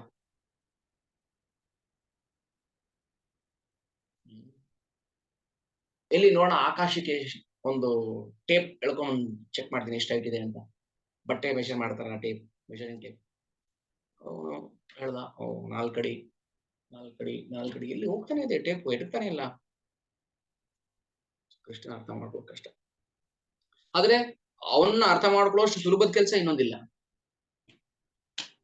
ಕೃಷ್ಣ ಅರ್ಥ ಮಾಡ್ಕೊಳ್ಳೋದು ಎಷ್ಟು ಕಷ್ಟನೋ ಅಷ್ಟೇ ಸುಲಭ. ತಸ್ಯಾಹಂ ಸುಲಭ ಪಾರ್ಥ ನಿತ್ಯ ಯುಕ್ತಸೆ ಯೋಗಿನ. ಆದ್ರೆ ಒಂದ್ ಕೆಲಸ ಮಾಡ್ಬೇಕು, ಹರೇ ಕೃಷ್ಣ ಹರೇ ಕೃಷ್ಣ ಕೃಷ್ಣ ಕೃಷ್ಣ ಹರೇ ಹರೇ, ಹರೇ ರಾಮ ರಾಮ ರಾಮ ಹರೇ ಹರೇ. ಕೃಷ್ಣ ಅರ್ಥ ಆಗ್ತಾನೆ? ಅರ್ಥ ಆಗ್ಲಿಲ್ವಾ? ಕೃಷ್ಣ ಅರ್ಥ ಆಗಿಲ್ಲ ಇನ್ನು ನಿಮಗೆ? ಹರೇ ಕೃಷ್ಣ ಕೃಷ್ಣ ಕೃಷ್ಣ ಹರೇ ಹರೇ, ಹರೇ ರಾಮ ರಾಮ ರಾಮ ಹರೇ ಹರೇ. ಅರ್ಥ ಆಯ್ತಾ? ಇನ್ನೂ ಅರ್ಥ ಆಗಿಲ್ವಾ? ಯಾರಿಗ ಅರ್ಥ ಆಗಿಲ್ಲ? ಹರೇ ಕೃಷ್ಣ ಕೃಷ್ಣ ಕೃಷ್ಣ ಹರೇ ಹರೇ, ಹರೇ ರಾಮ ರಾಮ ರಾಮ ಹರೇ ಹರೇ. ಅನನ್ಯ ಚೇತ ಸತತಂ ಯೋ ಮಾಂ ಸ್ಮರತಿ ನಿತ್ಯಶಃ ತಸ್ಯಾಹಂ ಸುಲಭ ಪಾರ್ಥ ನಿತ್ಯ ಯುಕ್ತಸೆ ಯೋಗಿನಃ. ಅನನ್ಯ ಚೇತ ಸತತಂ ಯೋ ಮಾಂ ಸ್ಮರತಿ ನಿತ್ಯಶಃ. ಇಷ್ಟೇ ಮಾಡಕ್ಕೆ ಹೇಳಿದ್ರು, ಇಷ್ಟು ಮಾಡಿ ಸಾಕು, ಇಷ್ಟು ಮಾಡಿ ಸಾಕು. ಅಷ್ಟಲ್ಲ, ಕೃಷ್ಣ ಹಂಗೆ ಹೇಳಿದಲ್ಲ, ಇಷ್ಟು ಮಾಡಿ ಸಾಕು ಅಂತ ಹೇಳಿದಲ್ಲ. ಇಷ್ಟಾದ್ರೂ ಮಾಡಿ ಸಾಕು ಪ್ಲೀಸ್. ನಿಮ್ ಕಾಲ್ ಎಲ್ಲಿದೆ ತೋರ್, ನನ್ ಕಾಲ್ ಕಾಣಿಸ್ತಲ್ಲ, ನಿಮ್ ಕಾಲ್ ಎಲ್ಲಿದೆ ತೋರಿಸಿ ಪ್ಲೀಸ್, ಇಷ್ಟಾದ್ರೂ ಮಾಡಿ. ಇದು ಭಗವಂತ ಕೇಳೋದು. ಯಾರಾಗಿ ಬಂದಾಗ? ಚೈತನ್ಯ ಮಹಾಪ್ರಭುವಾಗಿ ಬಂದಾಗ, ಪ್ಲೀಸ್ ನಿಮ್ ಕಾಲಿಗೆ ಬೀಳ್ತೀನಿ, ಇಷ್ಟಾದ್ರೂ ಮಾಡಿ.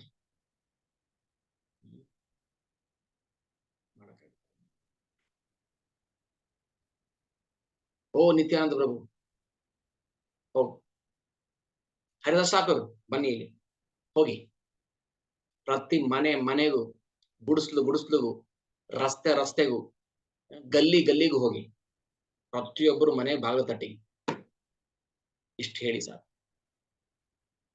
ಕೃಷ್ಣ ಅರ್ಥ ಆಗ್ತಾನೆ, ಖಂಡಿತವಾಗ್ಲೂ ಅರ್ಥ ಆಗ್ತಾನೆ. ನಮ್ಗೆ ಯಾಕೆ ಅರ್ಥ ಆಗ್ತಲ್ಲ ಇನ್ನು? ನಮ್ಗೆ ನಾವೆಷ್ಟು ಇನ್ನೂ ಬಿದ್ದಿದ್ದೀವಿ ಮೂರ್ಖತನದಲ್ಲಿ, ನಾವು ಅಜ್ಞಾನದ ಕತ್ತಲೆಯಲ್ಲಿ ಬಿದ್ದಿದ್ದೀವಿ ನಾವು. ಕೃಷ್ಣ ಅರ್ಥ ಆಗ್ತಾನೆ ನಮ್ಗೆ. ನಾನ್ ದಿನ 16 ರೌಂಡ್ 24-30 ರೌಂಡ್ ಚಾಂಟ್ ಮಾಡ್ತೀನಿ, ಮತ್ತೆ ಯಾಕೆ ಅರ್ಥ ಆಗ್ತಾ ಇಲ್ಲ?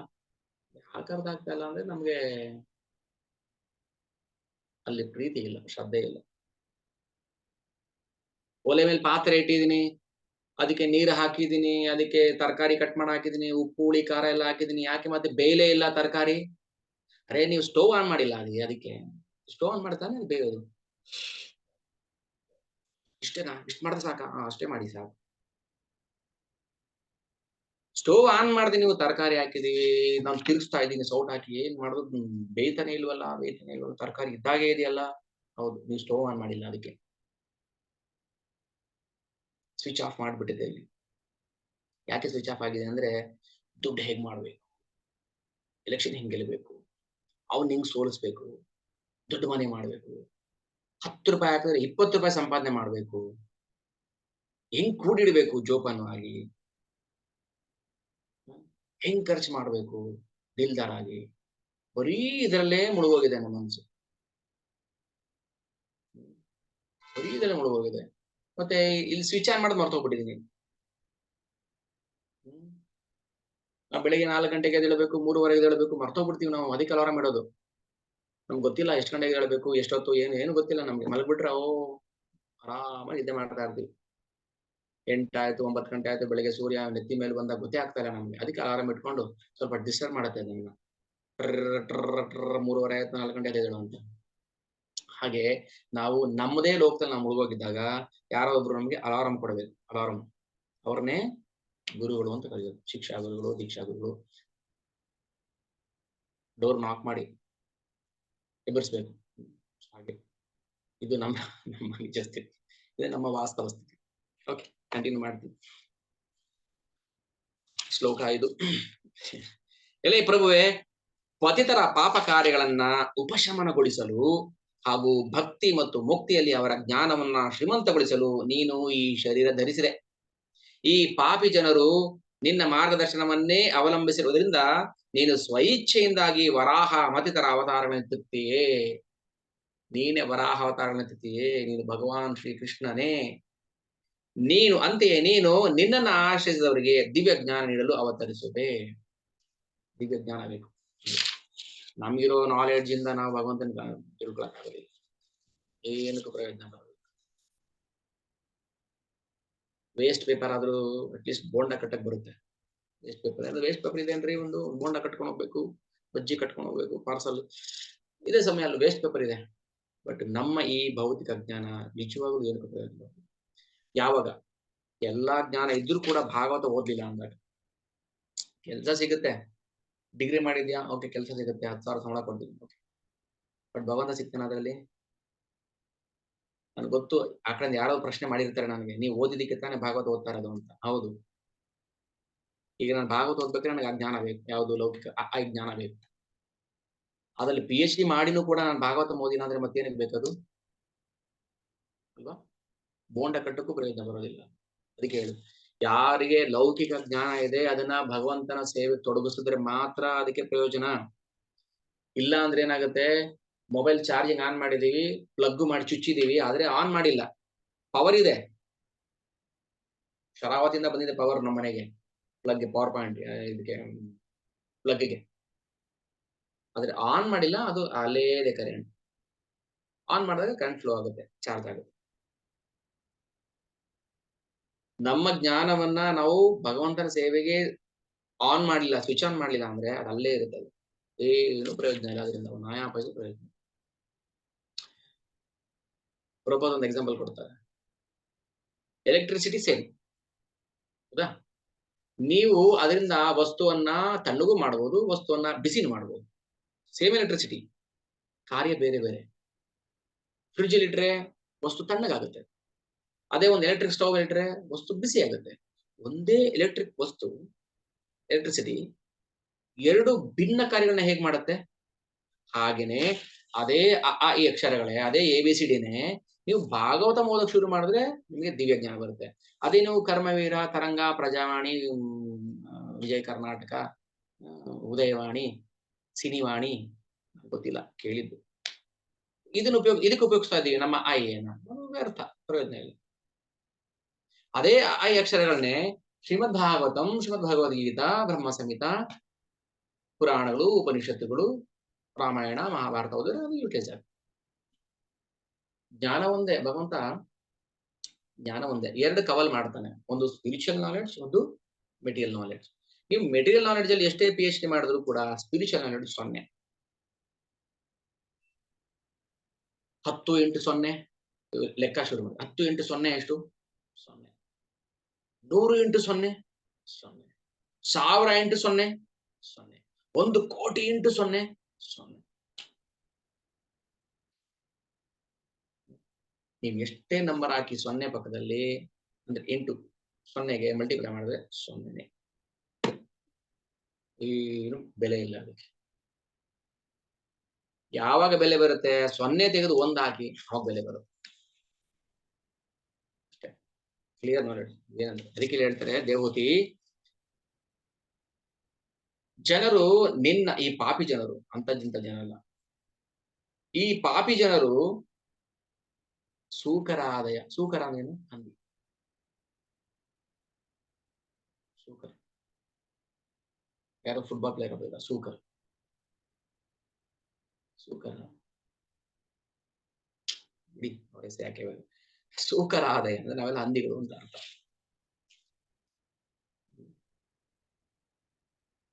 ಒಂದ್ ರೀತಿಲಿ ಹಂಗೆ ಅನ್ಕೋಬೇಕು. ಯಾಕಂದ್ರೆ ನಾವು ಪಾಪಿ ಜನರು, ಹಂದಿಗಳು ಪಾಪಿಗಳೇ. ಆದ್ರೆ ಅದೇ ಜನ್ಮದಲ್ಲಿ ಭಗವಂತ ಹುಟ್ಟಿ ಬರ್ತಾನೆ, ವರಾಹ ಅವತಾರ ತಾಳಿ ಬರ್ತಾನೆ, ಮತ್ಸ್ಯ ತಾಳಿ ಬರ್ತಾನೆ, ಬಟ್ ಅವನು ಪಾಪಿ ಅಲ್ಲ. ಸೊ ನಾವು ಮನುಷ್ಯ ರೂಪದಲ್ಲಿ ಇರ್ತೀವಿ, ಆದ್ರೆ ನಮ್ಗೆ ಹಂದಿ ಗುಣ ಇರುತ್ತೆ, ಪ್ರಾಣಿ ಗುಣ ಇರುತ್ತೆ. ಸೊ ನಮ್ಮಂತ ಪಾಪಿಗಳನ್ನ ಉದ್ಧಾರ ಮಾಡೋಕ್ಕೋಸ್ಕರ ನೀನು ಆ ಪ್ರಾಣಿ ಜನ್ಮದಲ್ಲಿ ಬರ್ತೀಯ. ಸೊ ನಮ್ಮನ್ನ ಉದ್ಧಾರ ಮಾಡಕ್ಕೆ ಕಪಿಲನ ರೂಪದಲ್ಲಿ ಭಗವಂತನು ಪತಿತಾತ್ಮರಿಗೆ ಮಾರ್ಗದರ್ಶನ ನೀಡುತ್ತಾನೆ ಮತ್ತು ಅವರು ದೈವತ್ವಕ್ಕೆ ಮರಳಲು ಅನುವಾಗುವಂತೆ ಅವರ ಜ್ಞಾನ ಮತ್ತು ಭಕ್ತಿಯನ್ನ ಶ್ರೀಮಂತಗೊಳಿಸುತ್ತಾನೆ. ನಾ ಹೇಳಿದೆ ಜ್ಞಾನ, ಯಾವ ಜ್ಞಾನ ಅದು ಭಕ್ತಿ ಸೇವೆಗೆ ಅನುಕೂಲ ಆಗುತ್ತೋ ಅದು ಜ್ಞಾನ. ಯಾವ ಜ್ಞಾನ ಭಕ್ತಿ ಮಾಡಕ್ಕೆ ಪ್ರಯೋಜನ ಆಗದಿಲ್ಲೋ ಅದು ಅಜ್ಞಾನ. ಸೊ ಅದಕ್ಕೆ ಭೌತಿಕ ಜ್ಞಾನ ಹೇಳ್ತೀವಿ. ಮಾರ್ಗಭ್ರಷ್ಟರಾದ ಬದ್ಧಾತ್ಮರಿಗೆ ದಿವ್ಯ ಜ್ಞಾನ ಬೋಧಿಸಲು ಕಪಿಲ ದೇವನು ಭೂಮಿ ಮೇಲೆ ಅವತರಿಸಿದನು ಎಂದು ಇಲ್ಲಿ ಅಂಗೀಕರಿಸಲಾಗಿದೆ.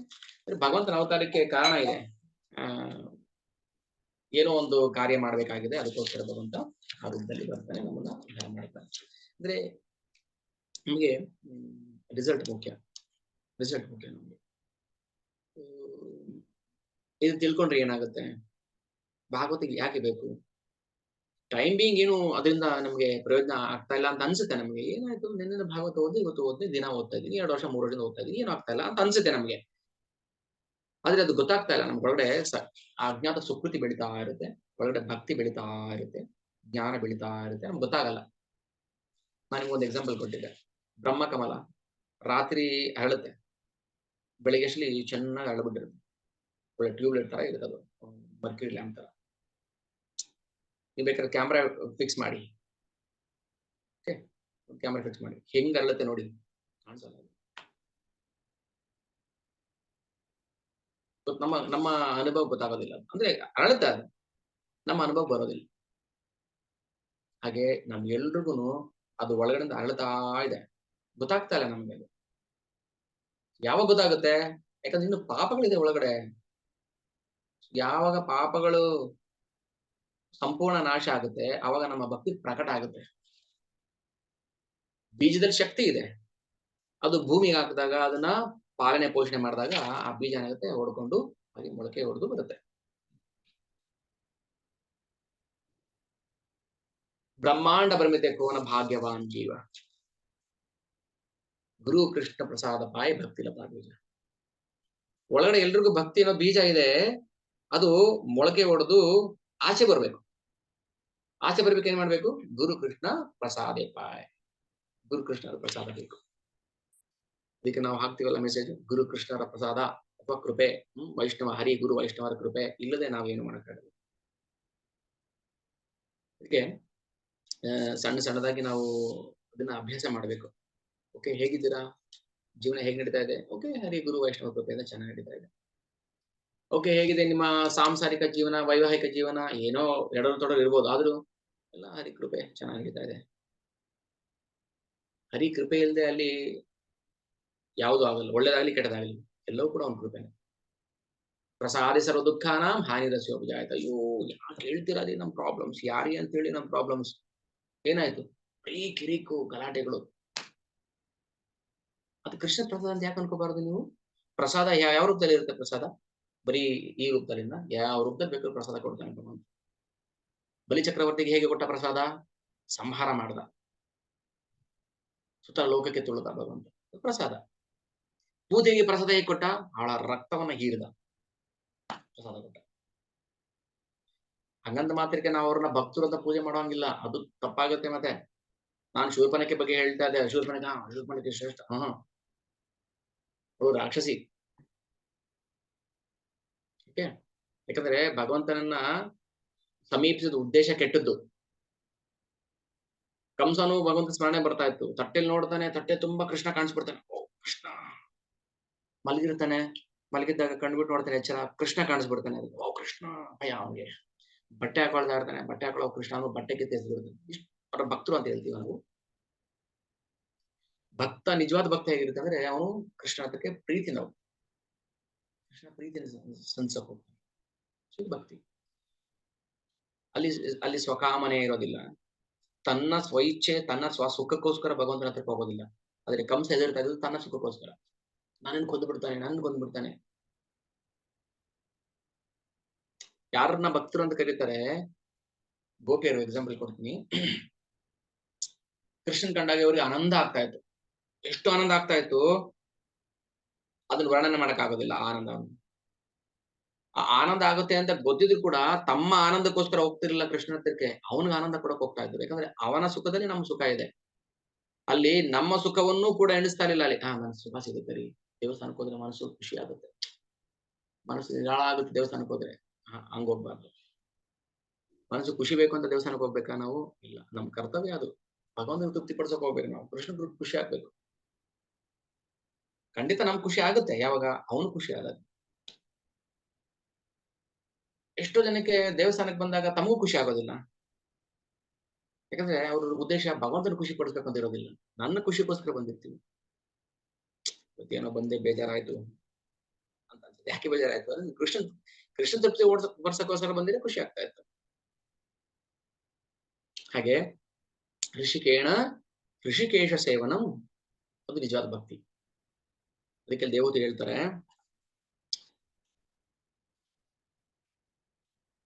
ದೈವತ್ವಕ್ಕೆ ಮರಳಲು ಅನುವಾಗುವಂತೆ ಅವರ ಜ್ಞಾನ ಮತ್ತು ಭಕ್ತಿಯನ್ನ ಶ್ರೀಮಂತಗೊಳಿಸುತ್ತಾನೆ. ಮಾರ್ಗಭ್ರಷ್ಟರಾದ ಬದ್ಧಾತ್ಮರಿಗೆ ದಿವ್ಯ ಜ್ಞಾನ ಬೋಧಿಸಲು ಕಪಿಲ ದೇವನು ಭೂಮಿ ಮೇಲೆ ಅವತರಿಸಿದನು ಎಂದು ಇಲ್ಲಿ ಅಂಗೀಕರಿಸಲಾಗಿದೆ. ಶ್ಲೋಕ 6. ಶ್ವಪಚಕುಲದಲ್ಲಿ ಹುಟ್ಟಿದವನು ಕೂಡ, ತುಂಬಾ ಇಂಪಾರ್ಟೆಂಟ್ ಶ್ಲೋಕ. ನಾನು ಹೇಳಿದೆ ಪ್ರತಿಯೊಂದು ಶ್ಲೋಕ ಇಂಪಾರ್ಟೆಂಟ್. ಶ್ವಪಚಕುಲ ಅಂದ್ರೆ ನಾಯಿ ಮಾಂಸ ತಿನ್ನೋನು. ನಾವು ಕೋಳಿ, ಕುರಿ, ಮೀನು, ನಾಯಿ ಮಾಂಸ ತಿನ್ನುವಂತ ಚಂಡಾಳ ಕುಟುಂಬದಲ್ಲಿ ಹುಟ್ಟಿದ್ರು ಕೂಡ ಒಮ್ಮೆ ದೇವತಮ ಪರಮ ಪುರುಷ ನಾಮವನ್ನ ಉಚ್ಚಾರ ಮಾಡಿದರೆ ಎನ್ನಾಮಗ್ರಹಣಂ ಶ್ರುತಿ ಮಾತ್ರೇಣ ಎನ್ನಾಮಗ್ರಹಣಂ, ಕೇವಲ ಭಗವಂತ ನಾಮವನ್ನ ಕೇಳಿಸ್ಕೊಂಡ ಮಾತ್ರಕ್ಕೆ. ಈಗ ನಾನು ನಿಮ್ಮನ್ನೊಂದು ಪ್ರಶ್ನೆ ಕೇಳ್ತೇನೆ, ಭಗವಂತ ಶ್ರೇಷ್ಠನ ಅದು ಭಗವಂತನ ಭಕ್ತರು ಶ್ರೇಷ್ಠ? ಓಕೆ, ಆನ್ಸರ್ ಗೊತ್ತು, ಭಗವಂತ ಭಕ್ತರು ಶ್ರೇಷ್ಠ. ಭಗವಂತ ನಾಮವನ್ನ ತಂದು ಕೊಡೋದು ಯಾರು ಭೂಮಿಗೆ? ಭಗವಂತನೇ ಬರ್ತಾನ ನೇರವಾಗಿ ನನ್ನ ನಾಮ ಎಲ್ಲ ಉಚ್ಚಾರ ಮಾಡ್ರಿ ಅಂತ? ಇಲ್ಲ, ಅದು ಥ್ರೂ ಭಕ್ತರ ಮೂಲಕನೇ. ಒಂದು ಒಬ್ಬ ಪೋಸ್ಟ್ ಮಾಸ್ಟರ್ ಅವನೇ ಒಂದು ಪತ್ರ ಹಾಕಿದ್ರು ಕೂಡ ಅದನ್ನ ಪೋಸ್ಟ್ ಮ್ಯಾನ್ ಕೈಲೇ ಕೊಡ್ಬೇಕು. ನಾನ್ ಪೋಸ್ಟ್ ಮಾಸ್ಟರ್, ನನ್ನ ಪತ್ರ ನೇರವಾಗಿ ನಾನೇ ನೀನ್ ಪೋಸ್ಟ್ ಮಾಸ್ಟರ್ ಆಗಿದ್ರು ಕೂಡ ನೀನೇ ಪತ್ರ ಬರೆದು ಡಬ್ಬಕ್ಕೆ ಹಾಕಿದ್ರು ಕೂಡ ಅದು ಒಬ್ಬ ಪೋಸ್ಟ್ ಮ್ಯಾನೇ ತಗೊಂಡೋಗ್ಬಿಡ್ಬೇಕು. ಒಂದು ಕಾರ್ ಮ್ಯಾನುಫ್ಯಾಕ್ಚರ್ ಮಾಡ್ತಾರೆ ಕಂಪನಿ ಅಥವಾ ಒಂದು mobile manufacturing company. Mobile manufacturing company owner ಆಗ್ಲಿ, MD ಆಗಿರ್ಲಿ, ಅವನು ಅಲ್ಲೇ ಮೊಬೈಲ್ ತಗೊಳಕ್ಕಾಗಲ್ಲ, ಅವನು ಅಂಗಡಿಗೆ ಬರ್ಬೇಕು. ಎಲ್ಲಿದೆ ಸ್ವಾಮಿ? ಇಲ್ಲಿ ಐಫೋನ್ ಸ್ಟೋರ್, ಸ್ಯಾಮ್ಸಂಗ್ ಸ್ಟೋರ್ ಎಲ್ಲಿದೆ? ಹುಡ್ಕೊಂಡು ಬರ್ಬೇಕು, ಆ ಸ್ಟೋರ್ ಅಲ್ಲೇ ತಗೋಬೇಕು. ಭಗವಂತನೇ ಬಂದ್ರು ಈ ಭೂಮಿಗೆ ತನ್ನ ನಾಮವನ್ನ ಭಕ್ತರ ಮೂಲಕನೇ ವಿತರಣೆ ಮಾಡ್ಬೇಕು. ಯಾರು ಶ್ರೇಷ್ಠ ಅವಾಗ? ಭಗವಂತ ನಾಮದಿಂದ ಭಗವಂತನ ನಾಮವನ್ನ ವಿತರಣೆ ಮಾಡೋರು ಶ್ರೇಷ್ಠ.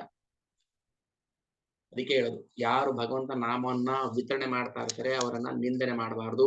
ಅದು ಭಗವಂತನ ನಿಂದನೆ ಮಾಡೋದಕ್ಕಿಂತನೂ ಘೋರ ಅಪರಾಧ. ಅದಕ್ಕೆ ವೈಷ್ಣವ ಅಪರಾಧ, ಮಹಾಘೋರ ಅಪರಾಧ. ಅದರಲ್ಲೂ ವಿಶೇಷವಾಗಿ ಹರೇ ಕೃಷ್ಣ ಮಂತ್ರವನ್ನ ವಿತರಣೆ ಮಾಡೋರ್ನ ಯಾವ ಕಾರಣಕ್ಕೂ ಕನಸಲ್ಲೂ ಕೂಡ ಅವ್ರನ್ನ ನಿಂದನೆ ಮಾಡಬಾರ್ದು. ನಾಮದ ಮಹಿಮೆ ಅರ್ಥ ಆಗ್ತಾ ಇದೆಯಾ? ಕನಸಲ್ಲೂ ಕೂಡ ಹರೇ ಕೃಷ್ಣ ವೈ ಅಂದ್ರೆ ಮುಗೀತು ಕತೆ, ನಮ್ದೆಲ್ಲ ನಾಶ ಆಗ್ಬಿಡುತ್ತೆ. ಕನಸಲ್ಲೂ ಕೂಡ ನಾವು ಹರಿನಾಮ ವಿತರಣೆ ಮಾಡುವಂತಹ ಶುದ್ಧ ಭಕ್ತರನ್ನ ನಿಂದನೆ ಮಾಡಬಾರ್ದು. ಇಲ್ಲಿ ಹೇಳ್ತಾರೆ ನೋಡಿ, ಒಮ್ಮೆ ಕೂಡ ಭಗವಂತ ನಾಮವನ್ನ ಉಚ್ಚಾರಣೆ ಮಾಡಿದಂತಹ ನಾಯಿ ಮಾಂಸ ತಿನ್ನುವ ಚಂಡಾಳನೂ ಕೂಡ ಅವನ ಸಂಕೀರ್ತನೆ ಮಾಡಿದರೆ, ಅವನ ಲೀಲಾ ಶ್ರವಣ ಮಾಡಿದರೆ, ಅವನಿಗೆ ನಮಸ್ಕಾರಗಳನ್ನು ಸಲ್ಲಿಸಿದರೆ ಅಥವಾ ಅವನನ್ನ ಸ್ಮರಿಸಿದರೆ ಸಾಕು, ಏನಾಗುತ್ತೆ? ಭಕ್ತಿ ಪ್ರಾಪ್ತಿ ಆಗುತ್ತೆ.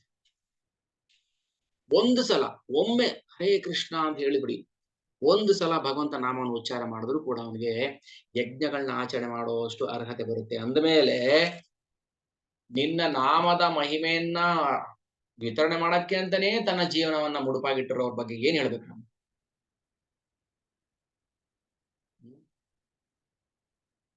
ನಮ್ಗೆ ಏನಾದ್ರು ನಿಜವಾಗ್ಲು ಕಿಂಚಿತ್ತಾದ್ರೂ ನಮ್ಗೆ ಭಗವಂತನ ಮಹಿಮೆ ಬಗ್ಗೆ, ಅವನ ನಾಮದ ಮಹಿಮೆ ಬಗ್ಗೆ ಒಂದು ಕಿಂಚಿತ್ ಅರ್ಥ ಆಗ್ತಾ ಇದ್ರು ಕೂಡ ನಮ್ಮ ಜೀವನ ಚೇಂಜ್ ಆಗ್ಬಿಡುತ್ತೆ, ನಮ್ಮ ಲೈಫ್ ಸ್ಟೈಲ್ ಚೇಂಜ್ ಆಗ್ಬಿಡುತ್ತೆ. ಏನ್ ಅನ್ಕೊಂಡಿದೀವಿ ನಾವು ನಾಮದ ಬಗ್ಗೆ? ಒಬ್ಬ ಹೇಳ್ತಾನೆ, ಒಬ್ಬ ಮೂರ್ಖ, ಏನ್ ಹರೇ ಕೃಷ್ಣ ಮಂತ್ರ ಹೇಳ್ಬಿಟ್ರೆ ಅವ್ನಿಗೆ ಭಗವಂತ ಇಂತ ಮೂರ್ಖರಿದ್ದಾರೆ ಜಗತ್ತಲ್ಲಿ. ಆ ಮೂರ್ಖರನ್ನ ಫಾಲೋ ಮಾಡುವಂತ ಮಹಾಮೂರ್ಖರುಗಳಿದ್ದಾರೆ. ಗೊತ್ತಿಲ್ಲ ನಮ್ಗೆ, ಅಂದ್ರೆ ಗೊತ್ತಿಲ್ಲದೆ ಇರೋದು ದೋಷ ಅಲ್ಲ. ಒಂದ್ ಹೇಳಿದೆ, ಅಜ್ಞಾನ ದೋಷ ಅಲ್ಲ. ನನಗೆ ಅಜ್ಞಾನ ಇದೆ ಅನ್ನೋದೇ ಗೊತ್ತಿಲ್ಲ ಅಂದ್ರೆ ಅದು ದೋಷ ಆಗುತ್ತೆ. ನಾನೊಬ್ಬ ಅಜ್ಞಾನಿ, ಓಕೆ, ಹೌದು, ಭೌತಿಕ ಜಗತ್ತೇ ಅಜ್ಞಾನ ಸೃಷ್ಟಿ ಆಗಿದೆ, ನಾನು ಅಜ್ಞಾನಿ. ಬಟ್ ನಾನು ಅಜ್ಞಾನಿ ಅನ್ನೋದು ಗೊತ್ತಿಲ್ಲ ಅಂದಾಗ ಅದು ದೊಡ್ಡ ಅಜ್ಞಾನ. ಅದಕ್ಕೆ ಫಸ್ಟ್ ನಾವು ಕನ್ಫ್ಯೂಸ್ ಮಾಡ್ಕೋಬೇಕು, ಏನಂತ, ನಾನು ಮಹಾಮೂರ್ಖ, ಮೂರ್ಖ ನಂಬರ್ 1 ಶಿವಾನಂದ ದಾಸ. ನನಗಿರುವಂತಹ ಒಂದೇ ಒಂದು ಬೆಳಿಗ್ಗೆ ಹೇಳಿದೆ, ಒಂದೇ ಒಂದು ಕ್ವಾಲಿಫಿಕೇಶನ್, ನಾನು ನನ್ನ ಗುರುಗಳ ಇನ್ಸಿಗ್ನಿಫಿಕೆಂಟ್ ಡಿಸೈಪಲ್. ಇನ್ಸಿಗ್ನಿಫಿಕೆಂಟ್ ಅಂದ್ರೆ ಮಹತ್ವ ಇಲ್ಲದಂತಹ ಒಂದು ಇರುವೆ, ಒಂದು ಹುಲ್ಕಡ್ಡಿ ಅಂತ ಇವಲ್ಲ, ಅದೊಂದು ಅರ್ಹತೆ ಅಷ್ಟೇ ನಮ್ಮನ್ನ ಪ್ರೊಟೆಕ್ಟ್ ಮಾಡ್ತಾ ಇರೋದು, ಇನ್ನೇನು ಅಲ್ಲ. ಅದಕ್ಕೆ ಯಾವಾಗ ನನಗೇನು ಆಸೆ ಅಂದ್ರೆ, ನೀವ್ ಯಾರು ಅಂತ ಕೇಳಿದಾಗ ನಾನು ಶ್ರೀ ಶ್ರೀ ಶ್ರೀ ಇಂಥ ಗುರು ಮಹಾರಾಜರ ಶಿಷ್ಯ ಅಂತ ಹೇಳ್ಬೇಕು. ಪ್ರತಿಯೊಬ್ರು ಇಲ್ಲಿ ಎಷ್ಟು ಜನ ಇದ್ರಲ್ಲೂ, ಯಾರು ನೀವು? ನಾನ್ ಸೋ ಅಂಡ್ ಸೋ ದಾಸ ಆರ್ ದಾಸಿ, ನಾನು ಇಂಥ ಗುರು ಮಹಾರಾಜರ ವಿನೀತ ಶಿಷ್ಯ ಅಂತ ಪ್ರತಿಯೊಬ್ರು ಹೇಳ್ಬೇಕು. ಆವಾಗ ಮಾತ್ರ ನಮ್ಮ ರಿಯಲ್ ಐಡೆಂಟಿಟಿ ಪ್ರಕಟ ಆಗುತ್ತೆ. ನಮ್ಮ ಐಡೆಂಟಿ ಕಾರ್ಡ್ ತೋರಿಸ್ಬೇಕು ಇವಾಗ ನಾವು ಯಾರಿಗಾದ್ರು. ಎಲ್ಲಿ ನಿಮ್ಮ identity card? Okay, X chairman, X president, PhD, MTech, Jnanpith award winner, ನೀನ್ ಐಡೆಂಟಿ ಕಾರ್ಡ್ ಸಾಕು, ಬೇಕಾಗಿಲ್ಲ ಅದು ನನಗೆ. ನೀನ್ ಐಡೆಂಟಿಟಿ ಕಾರ್ಡ್ ಏನಲ್ಲಿ ಇದೆ, ಎಕ್ಸ್ ಪ್ರೆಸಿಡೆಂಟ್, ಮಾಜಿ ಪ್ರಧಾನಿ ಅಥವಾ ಮಾಜಿ MLA, ವಿಶ್ವದ ನಂಬರ್ 1 ಶ್ರೀಮಂತ, PhD. Throw it off your identity card into the dustbin. Not necessary, not at all necessary. That is not your real identity. So our real identity lies in how we do devotion to my Guru Maharaj. That is our real identity. Jeevera Swarupa hai Krishna Nitya. That is our real identity.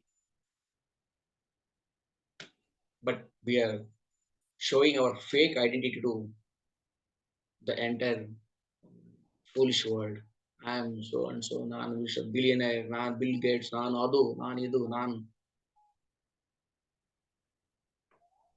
ನೋಡಿ ಮತ್ತೆ repeat ಮಾಡ್ತೀನಿ, ಶಪಚಕುಲದಲ್ಲಿ ಹುಟ್ಟಿದವನು ಕೂಡ ಒಮ್ಮೆ ದೇವೋತ್ತಮ ಪರಮಪುರುಷನ ಪುಣ್ಯ ನಾಮವನ್ನ ಉಚ್ಚರಿಸಿದರೆ, ಅವನ ಸಂಕೀರ್ತನ ಮಾಡಿದರೆ, ಅವನ ಲೀಲಾ ಶ್ರವಣ ಮಾಡಿದರೆ, ಅವನಿಗೆ ನಮಸ್ಕಾರಗಳನ್ನು ಸಲ್ಲಿಸಿದರೆ, ಆಮೇಲೆ ಇನ್ನೊಂದು, ನಾವು ಕ್ಲಾಸ್ ಶುರು ಮಾಡಕ್ ಮುಂಚೆ ನಾನು ಹೇಳಿದೆ, ಅಲ್ಲೇ ಹೇಳ್ಕೊಳ್ಳಿ ಪರವಾಗಿಲ್ಲ, ಅಲ್ಲ ಎಲ್ರು ಹೇಳ್ತೀರಾ, ಅಕಸ್ಮಾತ್ ಯಾರು ಹೇಳೋದಿಲ್ಲ, ನಾವು ಇಲ್ಲಿ ಭಾಗವತಕ್ಕೆ ರೆಸ್ಪೆಕ್ಟ್ ಮಾಡಬೇಕು, ಮತ್ತೆ ಭಾಗವತವನ್ನ ವಾಚನ ಮಾಡುವವರಿಗೆ ರೆಸ್ಪೆಕ್ಟ್ ಮಾಡಬೇಕು, ಹರೇ ಕೃಷ್ಣ ಹೇಳಬೇಕು. ಮುಗಿಸಿದ ಮೇಲೂ ಕೂಡ ನಾವು ಹರೇ ಕೃಷ್ಣ ಹೇಳಬೇಕು, ರೆಸ್ಪೆಕ್ಟ್ ಮಾಡಬೇಕು. ಓಕೆ, ಬೇಕಾದ್ರೆ ನೀವು ಟಿವಿ ಚಾನಲ್, ನೀವು ಫಿಲಮು ಇವೆಲ್ಲ ನೋಡಿದಾಗ ಬೇಕಾದ್ರೆ ಆಫ್ ಮಾಡ್ಕೊಳ್ಳಿ, ಪರವಾಗಿಲ್ಲ, ಹೇಳಿದ್ರು ನಡೆಯುತ್ತೆ, ತೊಂದರೆ ಇಲ್ಲ. ಓ thank you Puneeth Rajkumar, thank you doctor Vishnuvardhan, ಬೇಕಾಗಿಲ್ಲ, ಎಂಜಾಯ್ ಮಾಡಿ, ಚೆನ್ನಾಗಿ ಆಕ್ಟಿಂಗ್ ಮಾಡ್ದ ಅಂತ. ಬಟ್ ಭಾಗವತಂ ಅಂತ ಬಂದಾಗ ನಾವು ಅವ್ರಿಗೆ ಆಫರ್ ಒಬೈಸೆನ್ಸಸ್. ನಾನು ಅಷ್ಟೇ, ನಾನು ನಿಮ್ಗೆ ಆಫರ್ ಮಾಡ್ತೀನಿ ಒಬೈಸೆನ್ಸಸ್. ಯಾಕೆ ವೈಷ್ಣವ ಓಕೆ, ವಾಂಛಾ ಕಲ್ಪತರುಭ್ಯಶ್ಚ. ಯಾಕಂದ್ರೆ ನೀವು ವೈಷ್ಣವ್ರಿಗೆ ರೆಸ್ಪೆಕ್ಟ್ ಮಾಡಿಲ್ಲ ಅಂದ್ರೆ ನಿಮಗೆ ಭಾಗವತಂ ಭಾಗವತ ಸಾಕ್ಷಾತ್ ಭಗವಂತ ಆಫರ್ ಮಾಡ್ಬೇಕು. ಇಲ್ಲಿ ಹೇಳ್ತಾರೆ, ಅವನಿಗೆ ನಮಸ್ಕಾರ ಸಲ್ಲಿಸಿದ್ರೆ ಅಥವಾ ಅವನನ್ನ ಸ್ಮರಿಸಿದ್ರೆ ಸಾಕು ಅಂತ ಹೇಳಿದ್ರೆ, ಸ್ಮರಿಸಿದ್ರೆ ಸಾಕು. ಆ ಕಡೆಯಿಂದ ಈಗ ಮ್ಯೂಟ್ ಆಗಿರುತ್ತೆ,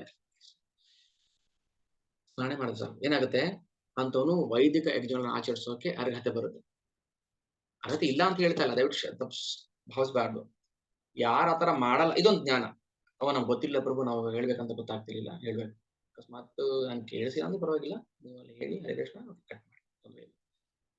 ಅಂಥವನಿಗೆನೆ ಅಷ್ಟು ಅರ್ಹತೆ ಬರುತ್ತೆ ಅಂದ್ರೆ, ಮುಖಾಮುಖಿಯಾಗಿ ದೇವೋತ್ತಮ ಪರಮ ಪುರುಷನನ್ನು ಕಾಣುವಷ್ಟು ಆಧ್ಯಾತ್ಮಿಕ ಸಾಧನೆ ಮಾಡಿದವರ ಬಗ್ಗೆ ಹೇಳುವುದೇನಿದೆ, ದೇವರು ಹೇಳ್ತಾರೆ. ಇದರಲ್ಲಿ ಭಾವಾರ್ಥ ಜಾಸ್ತಿ ಇದೆ. ಶ್ಲೋಕ 7 ಅನುವಾದ. ಓಹೋ ಅಹೋ ಓಹೋ, ನಿನ್ನ ಪುಣ್ಯನಾಮ ಸಂಕೀರ್ತನೆ ಮಾಡುವ ನಾಲಿಗೆಗಳು ಅದೆಷ್ಟು ಭವ್ಯವಾಗಿವೆ. ಶ್ವಪಚ ಕುಟುಂಬದಲ್ಲಿ ಜನಿಸಿದ್ದರೂ ಕೂಡ ಅವರು ಪೂಜ್ಯರು. ಅವೈಷ್ಣವೋ ಗುರುರ್ನ ಸ್ಯಾತ್ ವೈಷ್ಣವೋ ಶ್ವಪಚೋ ಗುರುಹು. ಅವನು ಶ್ವಪಚ ಕುಲದಲ್ಲಿ ಹುಟ್ಟಿದ್ರು ಕೂಡ ಭಗವಂತನ ನಾಮವನ್ನ ಪ್ರಚಾರ ಮಾಡ್ತಾ ಇದ್ದಾನೆ ಅಂದ್ರೆ ಅವನು ಗುರು ಸಮಾನ. ಅದಕ್ಕೆ ಹೇಳ್ತಾಳೆ ಇಲ್ಲಿ, ನಿನ್ನ ಪುಣ್ಯನಾಮ ಸಂಕೀರ್ತನ ಮಾಡುವ ವ್ಯಕ್ತಿಗಳು ಎಲ್ಲ ಪ್ರಕಾರದ ವ್ರತ, ತಪಸ್ಸು, ಯಜ್ಞಗಳನ್ನ ಆಚರಿಸಿರಬೇಕು. ಏಷಾಂ ತ್ವಂತಗತಂ ಪಾಪಂ ಜನಾನಾಂ ಪುಣ್ಯಕರ್ಮಣಾಂ ತೇ ದ್ವಂದ್ವ ಮೋಹ ನಿರ್ಮುಕ್ತ ಭಜಂತೆ ಮಾಂ ದೃಢವ್ರತಾಃ. ಗೀತೆಯಲ್ಲಿ ಕೃಷ್ಣ ಹೇಳ್ಕೊಳ್ತಾನೆ, ಇಲ್ಲಿ ಕೃಷ್ಣನಿಗೆ ತಾಯಿ ಹೇಳ್ತಾರೆ, ಯಾರು ನಿನ್ನ ನಾಮವನ್ನ ಉಚ್ಚಾರ ಮಾಡ್ತಾರೆ ಅವನು ಚಂಡಾಳನಾಗಿದ್ರು ಕೂಡ ಅವನು ಪೂಜಾರ್ಹ, ಅವನ ಪೂಜೆ ಮಾಡ್ಬೇಕು. ಯಾರು ನಿನ್ನ ನಾಮವನ್ನು ಉಚ್ಚಾರ ಮಾಡೋದಿಲ್ಲ ಅವನು ಮಹಾಬ್ರಾಹ್ಮಣರ ಕುಟುಂಬದಲ್ಲಿ ಹುಟ್ಟಿದವು ಕೂಡ ಅವನನ್ನ ತಿರಸ್ಕಾರ ಮಾಡಬೇಕು. ನಾಮದ ಶಕ್ತಿ ಎಷ್ಟಿದೆ, ನಾಮದ ಮಹತ್ವ ಹೇಳಿ. ನಾಮ ಹೇಳೋನ್ನ ಶಪಚ ಆಗಿರ್ಲಿ, ಅಜಾಮಿಳನಂತ ಮಹಾ ಪಾಪಿ ಆಗಿರ್ಲಿ, ಅವನ್ನ ಡೆಲಿವರ್ ಮಾಡ್ಬೇಕು ಇಲ್ಲಿಂದ ವೈಕುಂಠಕ್ಕೆ. ಪೂಜಾರ್ಹ ಅವನು. ಯಾವತ್ತೂ ಕನ್ಫ್ಯೂಷನ್ ಆಗುತ್ತೆ, ಏನಪ್ಪ ಇವನು ಇಷ್ಟೆಲ್ಲ ಪಾಪ ಮಾಡಿದಾನೆ, ವೈಕುಂಠಕ್ಕೆ ಕರ್ಕೊಂಡು ಹೋಗ್ತೀನಿ ಅಂತ ಬಂದಿದ್ದಾರೆ ವಿಷ್ಣು ದೂತರು. ಯಮ ನಮ್ಮನ್ನ ಇವ್ರು ಅಜಾಮಿಳನ್ ಕರ್ಕೊಂಬ ಅಂತ ಕಳಿಸಿದ್ದಾರೆ, ಮತ್ತೆ ಅವ್ರು ಸರಿನಾ, ಇವ್ರು ಸರಿನಾ, ಕನ್ಫ್ಯೂಷನ್. ನಮ್ಗೆ ಧರ್ಮ ಅಧರ್ಮ ವಿವೇಕ ಗೊತ್ತಿಲ್ಲ. ಅದಕ್ಕೋಸ್ಕರ ಹರಿನಾಮ ಸಂಕೀರ್ತನೆಯನ್ನ ಪ್ರಚಾರ ಮಾಡೋದಕ್ಕಿಂತ ದೊಡ್ಡ ಕಾಯಕ ಇನ್ನೊಂದಿಲ್ಲ. ನನ್ನ ಹೇಳ್ತೇನೆ, ಇಂಟೆನ್ಷನ್ ಅಂದ್ರೆ ಪ್ರತಿಯೊಬ್ಬರು ಪ್ರೀಚರ್ ಆಗ್ಬೇಕು, ಪ್ರತಿಯೊಬ್ಬರು ಹರಿನಾಮವನ್ನು ಬೋಧನೆ ಮಾಡ್ಬೇಕು ಮಾಡ್ಬೇಕು ಮಾಡ್ಬೇಕು. ತುಂಬಾ ಕಾರಣಗಳಿದೆ, ಅಂದ್ರೆ ಮಹತ್ವ, ಹರಿನಾಮದ ಮಹತ್ವ ತುಂಬಾನೇ ಇದೆ. ಆದ್ರೆ ಯಾರಿಗೆ ಆಸಕ್ತಿ ಅವ್ರು ಬೋಧನೆ ಮಾಡಂಗಿಲ್ಲ, ಅದು ಪಾಪ, ನಮ್ಗೆ ಅಪರಾಧ ಬರುತ್ತೆ. Okay, thank you. ಯಾರಿಗೆ ಆಸಕ್ತಿ ಇಲ್ಲ ಅವ್ರಿಗೆ ಬೋಧನೆ ಮಾಡ್ಬೋದು, ನಮ್ಮ ಅಪರಾಧ ಆಗುತ್ತೆ ಅದು. ಅದಕ್ಕೆ ಇನ್ಸಿಸ್ಟ್ ಮಾಡಕ್ ಮುಂಚೆನೆ, ಒತ್ತಾಯ ಮಾಡಕ್ ಮುಂಚೆನೆ ನಾವು ಮಾಡಕ್ ಶುರು ಮಾಡಿ, ಮಾಡು ಮಾಡು ಇದನ್ ಮಾಡು ಅದನ್ ಮಾಡು ಅಂತ ಹೇಳಿದ ಮೇಲೆ ಮಾಡ್ದೆ ಏನಾಗುತ್ತೆ ಗೊತ್ತಾ, ಬಲವಂತದಿಂದ ಮಾಡಿದೆ ಅಂತ ಆಯ್ತು. ಅದಕ್ಕೆ ನಾನ್ ಮುಂಚೆ ಬೇಜಾರಾಗುತ್ತೋ ಏನೋ ಗೊತ್ತಿಲ್ಲ, ಒತ್ತಾಯ ಮಾಡ್ತಾ ಇದ್ದೆ, ಮಾಡಿ ಮಾಡಿ ಮಾಡಿ ಅದ್ ಮಾಡಿ ಇದ್ ಮಾಡಿ ಅದ್ ಮಾಡಿ ಇದ್ ಮಾಡಿ. ಅಲ್ಲ, ಯಾರಿಗೆ ಆಸಕ್ತಿ ಇದೆ ಅವ್ರು ಮಾಡ್ತಿದ್ದಾರೆ, ಆಸಕ್ತಿ ಇಲ್ದಿರೋರಿಗೆ ನಾವು ಹೇಳಿದ್ರು ಕೂಡ ಏನಾಗುತ್ತೆ, ಅದು ಅದಕ್ಕೆ ಡಿಸ್ರೆಸ್ಪೆಕ್ಟ್ ತೋರಿಸಿದ್ರೆ ಅದು ಅಪರಾಧ ಆಗುತ್ತೆ ಮತ್ತೆ. ಓಕೆ, ಇಲ್ಲಿ ಹೇಳ್ತಾರೆ ನೋಡಿ, ನಿನ್ನ ಪುಣ್ಯನಾಮ ಸಂಕೀರ್ತನೆ ಮಾಡುವ ವ್ಯಕ್ತಿಗಳು ಎಲ್ಲ ಪ್ರಕಾರದ ವ್ರತ, ಅದು ಏನ್ ಮಹಾಲಕ್ಷ್ಮಿ ವ್ರತನೋ ಇನ್ಯಾವ ವ್ರತನೋ ಗೊತ್ತಿಲ್ಲ, ಎಲ್ಲ ವ್ರತ, ಈ ಜಗತ್ತಲ್ಲಿ ಇರುವಂತಹ ಎಲ್ಲಾ ವ್ರತಗಳನ್ನೂ ಆಚರಣೆ ಮಾಡಿರ್ಬೇಕು ಅವನು, ಎಲ್ಲ ತಪಸ್ಸು ಮಾಡಿರ್ಬೇಕು, ಎಲ್ಲ ಯಜ್ಞಗಳನ್ನೂ ಮಾಡಿರ್ಬೇಕು. ನಾವ್ ಯಾವ್ದೋ ಒಂದು ವರ್ಷಕ್ಕೊಂದ್ಸಲ ಯಾವ್ದೋ ಒಂದು ಯಜ್ಞ ಮಾಡಿಸ್ತೀವಿ, ಅದು ದುಡ್ಡಿದ್ರೆ ಮಾತ್ರ, ಇಲ್ಲ ಅದು ಇಲ್ಲ, ಅದು ಅರ್ಧಂಬರ್ಧ ಮಾಡ್ತೀವಿ, ಸರಿ ಮಾಡಲ್ಲ. ಆದ್ರೆ ಯಾರು ಹರಿನಾಮ ಸಂಕೀರ್ತನೆ ಮಾಡ್ತಾರೆ ಎಲ್ಲ ಅಜ್ಞಾನ ಆಚರಣೆ ಮಾಡ್ತಾರೆ ಫ್ರೀ. ದುಡ್ಡಿಲ್ಲ, ಕಾಸಿಲ್ಲ, ಖರ್ಚಿಲ್ಲ, ಏನಿಲ್ಲ. ಆದರೆ ಯಾರ ಪಾಪನಾಶ ಆಗಿದೆಯೋ ಅವನ್ ಮಾತ್ರ ಹರಿನಾಮ ಸಂಕೀರ್ತನೆ ಮಾಡಕ್ ಸಾಧ್ಯ. ಯಾರು ಪಾಪಗಳ ನಾಶ ಮಾಡ್ಕೊಂಡಿದ್ದಾನೆ ಅವನ್ ಮಾತ್ರ ಹರಿನಾಮ ಸಂಕೀರ್ತನೆ ಮಾಡಕ್ ಸಾಧ್ಯ. ಏನಪ್ಪ ಇದು, ತುಂಬಾ ಸಿಂಪಲ್ ಆಗಿದೆ, ಕಾಸು ಖರ್ಚು ಏನಿಲ್ಲಪ್ಪ ಇದರಲ್ಲಿ, ಹರಿನಾಮ ಸಂಕೀರ್ತನೆ. ಆದ್ರೆ ಮಾಡಕ್ ಆಗ್ತಲ್ಲ. ಯಾಕೆ ಮಾಡಕ್ ಆಗ್ತಾ ಇಲ್ಲ? ಒಳಗಡೆ ಪಾಪ ಇದೆ. ಸರಿ, ಏನ್ ಮಾಡ್ಬೇಕೀಗ ಪಾಪ ನಾಶ ಮಾಡಕ್ಕೆ? ಜನಾನಾಂ ಪುಣ್ಯ ಕರ್ಮಣಾಂ ವೈಷ್ಣವ ಸೇವೆ ಮಾಡಿ ಅಷ್ಟೇ.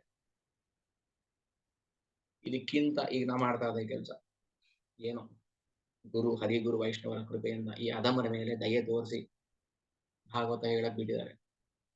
ಅದಕ್ಕೆ ಹೇಳೋದು, ಯಾವಾಗ ಪ್ರಾಣ ಹೋಗುತ್ತೆ ಗೊತ್ತಿಲ್ಲ, ಹೋದ್ರೂ ಚಿಂತೆ ಇಲ್ಲ, ಅಯ್ಯೋ ಹೋಗ್ಬಿಟ್ರೆ ಅಂತಲ್ಲ, ಎಲ್ಲೋ ಒಂದ್ ಕಿಂಚಿತ್ ಸಮಾಧಾನ ಇರುತ್ತೆ ಅಲ್ಲ. ಯಾಕೆ ಅಪಶಕನ ಬಗ್ಗೆ ಮಾತಾಡುವಂತದಲ್ಲ, ಇದು ಫ್ಯಾಕ್ಟ್, ಇದು ಸತ್ಯ, ವಾಸ್ತವ, ಇದು ಕಟು ಸತ್ಯ. ಆದ್ರೆ ಸಾರ್ಥಕತೆ ಮಾಡ್ಕೋಬೇಕಾದ್ರೆ ಏನ್ ಮಾಡ್ಬೇಕು ನಾವು? ನಾವೇನ್ ಪರಮ ಪುಣ್ಯವಂತರು ಅಂತ ಅಲ್ಲ. ಆದ್ರೆ ಭಗವಂತ ಏನೋ ಒಂದು ಜವಾಬ್ದಾರಿ ಕೊಟ್ಟಿದ್ದಾನೆ, ಒಂದು ಒಂದು ಹೇಳ್ತಿ ಒಂದು ಕೆಲಸ ಕೊಟ್ಟಿದ್ದಾನೆ, ಸೇವೆ ಕೊಟ್ಟಿದ್ದಾನೆ ನಮ್ಗೆ, ಏನೋ ಒಂದು ಮಾಡ್ಬೇಕು. ಬೇರೆದ್ರ ಬಗ್ಗೆ ಯೋಚನೆ ಹೋಗ್ಬಿಡುತ್ತೆ, ಯಾಕಂದ್ರೆ ಅದು ಭಗವಂತ ಮಾಡ್ಕೊಂಡು ಹೋಗ್ತಾರೆ. ಸೊ ಅವನ್ ಕೆಲ್ಸ, ಅವನ್ ಸೇವೆ ಅದಕ್ಕೆ ಹೇಳೋದು, ಎಲ್ಲರಿಗೂ ಹೇಳೋದೇನಂದ್ರೆ, ನೀವು ಭಗವಂತನ ಸೇವೆಯಲ್ಲಿ ನಿಮ್ಮನ್ನ ನೀವು ತೊಡಗಿಸ್ಕೊಳ್ಳಿ. ನಿಮ್ಮ ಸೇವೆಯಲ್ಲಿ ಅವನ್ ಮಾಡ್ತಾನೆ ನೋಡಿ. ಇವತ್ತು ಗುರು ಮಹಾರಾಜ್ ಒಂದು ಲೆಕ್ಚರ್ ಕೊಡ್ತಾ ಇದ್ರು, ನಮ್ಮ ಗುರು ಮಹಾರಾಜ್. ಕೃಷ್ಣ ವಾಲಂಟಿಯರ್ಲಿ ನಮ್ ಸೇವೆ ಮಾಡಕ್ ಬರ್ತಾನೆ. ವಾಲಂಟರಿ, ನಾನ್ ಮಾಡ್ತೀನಿ ನಿನ್ ಸೇವೆ, ಏನ್ ಮಾಡ್ಬೇಕು ಹೇಳು? ಚಪ್ಪಲಿ ತಲೆ ಮೇಲೆ ಇಟ್ಕೊಂಡ್ ಬರ್ಬೇಕಾ? ಬರ್ತೀನಿ ಅಂತಾನೆ ಕೃಷ್ಣ, ಸಾಕ್ಷಾತ್ ಭಗವಂತ. ಏನ್ ಮಾಡ್ಬೇಕು ಸೇವೆ? ಚಪ್ಪಲಿ ತಲೆ ಮೇಲೆ ಚಪ್ಪಲಿ ತಲೆ ಮೇಲೆ ಇಟ್ಕೊಂಡ್ ಬರ್ತೀನಿ, ಅಪ್ಪ ತಗೋ ಚಪ್ಪಲಿ. ವಾಲಂಟಿಯರಿಗೆ ನಾವ್ ಹೇಳಲ್ಲ, ಓ ಕೃಷ್ಣ ಚಪ್ಪಲಿ ತಗೋಬಾ, ಇಲ್ಲ, ನಾನೇ ಮಾಡ್ತೀನಿ ಆ ಕೆಲಸ, ನೀವ್ ಹೇಳೋದ್ ಬೇಕಾಗಿಲ್ಲ. Krishna voluntarily willingly accepts a pure devotee as his servitor. Voluntarily, willingly, ಇಷ್ಟಪಟ್ಟು ಅವನ ಸೇವಕನಾಗಿ, ನಿನ್ನ ಸೇವಕನಾಗಿ ನಾನು ಬರ್ತೀನಿ. ನಮ್ಗೆ ನಂಬಿಕೆ ಇಲ್ಲ ಅಷ್ಟೇ. ಅದಕ್ಕೆ strong faith in Krishna at any cost. ಪ್ರಾಣ ಬಿಟ್ಟು ಪ್ರಾಣದ ಮೇಲೆ ಹಂಗ್ ಆಸೆ ತೋರ್ದು ಅಟ್ ಎನಿ ಕಾಸ್ಟ್, ಯಾವುದೇ ಬೆಲೆ ತೆತ್ತು ಆದ್ರೂ ಕೂಡ ನಾವು ಕೃಷ್ಣನಲ್ಲಿ ನಾವು ಶ್ರದ್ಧೆಯನ್ನು ಬೆಳೆಸ್ಕೊಳ್ಬೇಕು. ಸಮಸ್ಯೆ ಏನಂದ್ರೆ, ಆಲ್ರೆಡಿ ಯಾವ್ದ್ರಲ್ಲೋ ಶ್ರದ್ಧೆ ಬೆಳೆದು ಬಿಟ್ಟಿದೆ. ಏನ್ ಮಾಡ್ಬೇಕು ಇವಾಗ? ಅದನ್ನ ಕಟ್ ಮಾಡ್ಬೇಕು. ಅದ್ರ ಕ್ರಮೇಣ ಕಟ್ ಮಾಡಿ, ಏನು ಮಾಡಕ್ಕಾಗಲ್ಲ. ಅದನ್ನ ತುಂಡರ್ಸ್ಕೊಂಡೇ ನಾವು, ಹಿಂದೆ ಕಾಲ್ ಸಿಕ್ಕಾಕೊಂಡ್ಬಿಟ್ಟಿದೆ, ಮುಂದಕ್ಕೆ ಇಡಕ್ಕೆ ಆಗ್ತಾ ಇಲ್ಲ, ಹೋಗಕ್ಕಾಗಲ್ಲ ನಾವು. ಹಿಂದಿನ ಕಾಲ್ ಎತ್ತಬೇಕು, ಹೇಗಾದ್ರೂ ಸರಿ, ಯಾರಾದ್ರೂ ಬರ್ತಾರೆ ಹೆಲ್ಪ್ ಮಾಡಕ್ಕೆ. ಒಂದ್ಸಲ ಒಂದ್ ಇನ್ಸಿಡೆಂಟ್ ಹೇಳ್ಬಿಡ್ತೀನಿ ಕೊನೆಯದಾಗಿ. ಸುಮಾರು ವರ್ಷಗಳ ಹಿಂದೆ ಎಲ್ಲ ಹೊರಗಡೆ ಹೋಗಿದ್ವಿ, ಅಂದ್ರೆ ಅವಾಗ ಇದೆಲ್ಲ ಪಿಕ್ನಿಕ್ ಟ್ರಿಪ್, ಇವಾಗೆಲ್ಲ ಸ್ಪೆಷಲ್ ಪಿಕ್ನಿಕ್ ಹೋಗಿದ್ವಿ. ಮಳೆ ಸೀಸನ್ ಅಲ್ಲಿ ದಾಂಡೇಲಿನ ಎಲ್ಲ ಮಾಡ್ತಾ ಇದ್ವಿ. ಕಾರ್ ಚಕ್ರ ಊದ್ಕೊಂಡ್ಬಿಡ್ತು ಕೆಸೊಳಗೆ. ಹಳ್ಳ ನಾವು ನೋಡಿಲ್ಲ, ಯಾವ್ದೋ ಒಂದು ಜೋಶಲ್ಲಿ ಹೋಗ್ತಾ ಚಿಕ್ಕಂದು ಊದ್ಕೊಂಡ್ಬಿಡ್ತು ಒಳಗಡೆ. ಏನ್ ಮಾಡ್ಬೇಕು ಇವಾಗ ನಮ್ ಕತೆ? ಯಾರೊಬ್ರು ಬರ್ತಾರೆ, ಏನೋ ಆಗುತ್ತೆ, ಒಟ್ಟಲ್ಲಿ ಒಳ್ಳೇದಾಗುತ್ತೆ. ಬಂದ್ರು, ಯಾರೋ ಏನೋ ಮಾಡಿದ್ರು, ಅದನ್ನ ಸೈಡಿಗೆ ಬಿಟ್ಟರು, ಪುಣ್ಯವಂತಪ್ಪ. ಭಗವಂತ ಯಾವ ಒಂದು ರೂಪದಲ್ಲಿ ಬರ್ತಾನೆ, ನಮ್ಗೆ ಪ್ರೊಟೆಕ್ಟ್ ಮಾಡ್ತಾನೆ. ನಮ್ಗೆ ನಂಬಿಕೆ ಇಲ್ಲ ಅಷ್ಟೇ. ನಂಬಿಕೆ ಬೆಳೆಸ್ಕೊಳ್ಳಿ. ಕೃಷ್ಣ ದೇವೋತ್ತಮ ಪರಮ ಪುರುಷ, ಎಲ್ಲ ಶಾಸ್ತ್ರಗಳು ಹೇಳುತ್ತೆ, ಎಲ್ಲರೂ ಹೇಳ್ತಾರೆ ದೇವೋತ್ತಮ. ಯಾರೆಲ್ಲ ಹೇಳ್ಬೇಕು ನಮ್ಗೆ? ನಾನು ನೀವು ಅಷ್ಟೇ ಹೇಳಲ್ಲ, ಬ್ರಹ್ಮ ರುದ್ರ ಎಲ್ರು ಹೇಳ್ತಾರೆ ದೇವೋತ್ತಮ ಪರಮ ಪುರುಷ ಕೃಷ್ಣ ನೀನೇ. ಆದ್ರೆ ಒಂದು ಹೇಳ್ತೀನಿ ನಿಮ್ಗೆ, ಎಷ್ಟೋ ಜನಕ್ಕೆ ಗೊಂದಲ ಶುರು ಆಗ್ಬೋದು ಇವಾಗ. ಅದು ನನಗೆ ನನ್ನ ಹತ್ರ ಡಿಸ್ಕಸ್ ಮಾಡಿದ್ದಾರೆ.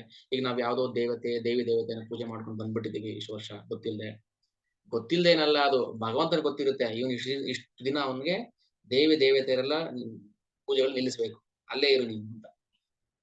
ಯಾವ್ದೋ ಒಂದು ಟೈಮ್ ಬರುತ್ತೆ, ಕಾಯಿ ಕಸರೆ ಆಯ್ತು, ಪೀಚು ಕಾಯಿ ಆಯ್ತು, ಯಾವ್ದೋ ಒಂದು ಟೈಮ್ ಬರುತ್ತೆ, ಹಣ್ಣಾಗುತ್ತೆ. ಅಲ್ಲಿವರೆಗೂ ತಡ್ಕೊಡಿ, ತಾಳ್ಮೆಯಿಂದ ಇರಿ, ಹಣ್ಣಾಗುತ್ತೆ, ಖಂಡಿತ ಆಗುತ್ತೆ. ಇವತ್ತಲ್ಲ ನಾಳೆ ಕೃಷ್ಣ ಭಕ್ತಿ ಬಂದೇ ಬರ್ತೀವಿ ನಾವೆಲ್ಲರೂ, ಗೊಂದಲ ಬೇಡ. ಅಲ್ಲಿವರೆಗೂ ಸ್ವಲ್ಪ ಸಮಾಧಾನ ಅಷ್ಟೇ. ನೀವು ಯಾವ ದೇವಿ ದೇವತೆಯರನ್ನ ಪೂಜೆ ಮಾಡ್ತಾ ಇದ್ರು ಮಾಡ್ಕೊಂಡೇ ಬನ್ನಿ. ಕೃಷ್ಣ ದೇವೋತ್ತಮ ಪರಮಪುರುಷ ಅಂತ ಮಾತ್ರ ಮರಿಬೇಡಿ. ಒಂದಲ್ಲ ಒಂದಿನ ಹಣ್ಣಾಗುತ್ತೆ. ಓಕೆ, ಹೋಗಿ ಮನೆ ದೇವ್ರಿಗೆ ಹೋಗ್ತೀರಾ, ಹೋಗಿ ಮಾಡ್ಬೋದು, ಮಾಡಿ. ಆದ್ರೆ ಯಾವ ಭಾವದಿಂದ ಹೋಗ್ತೀರಾ ಅದು ಇಂಪಾರ್ಟೆಂಟ್.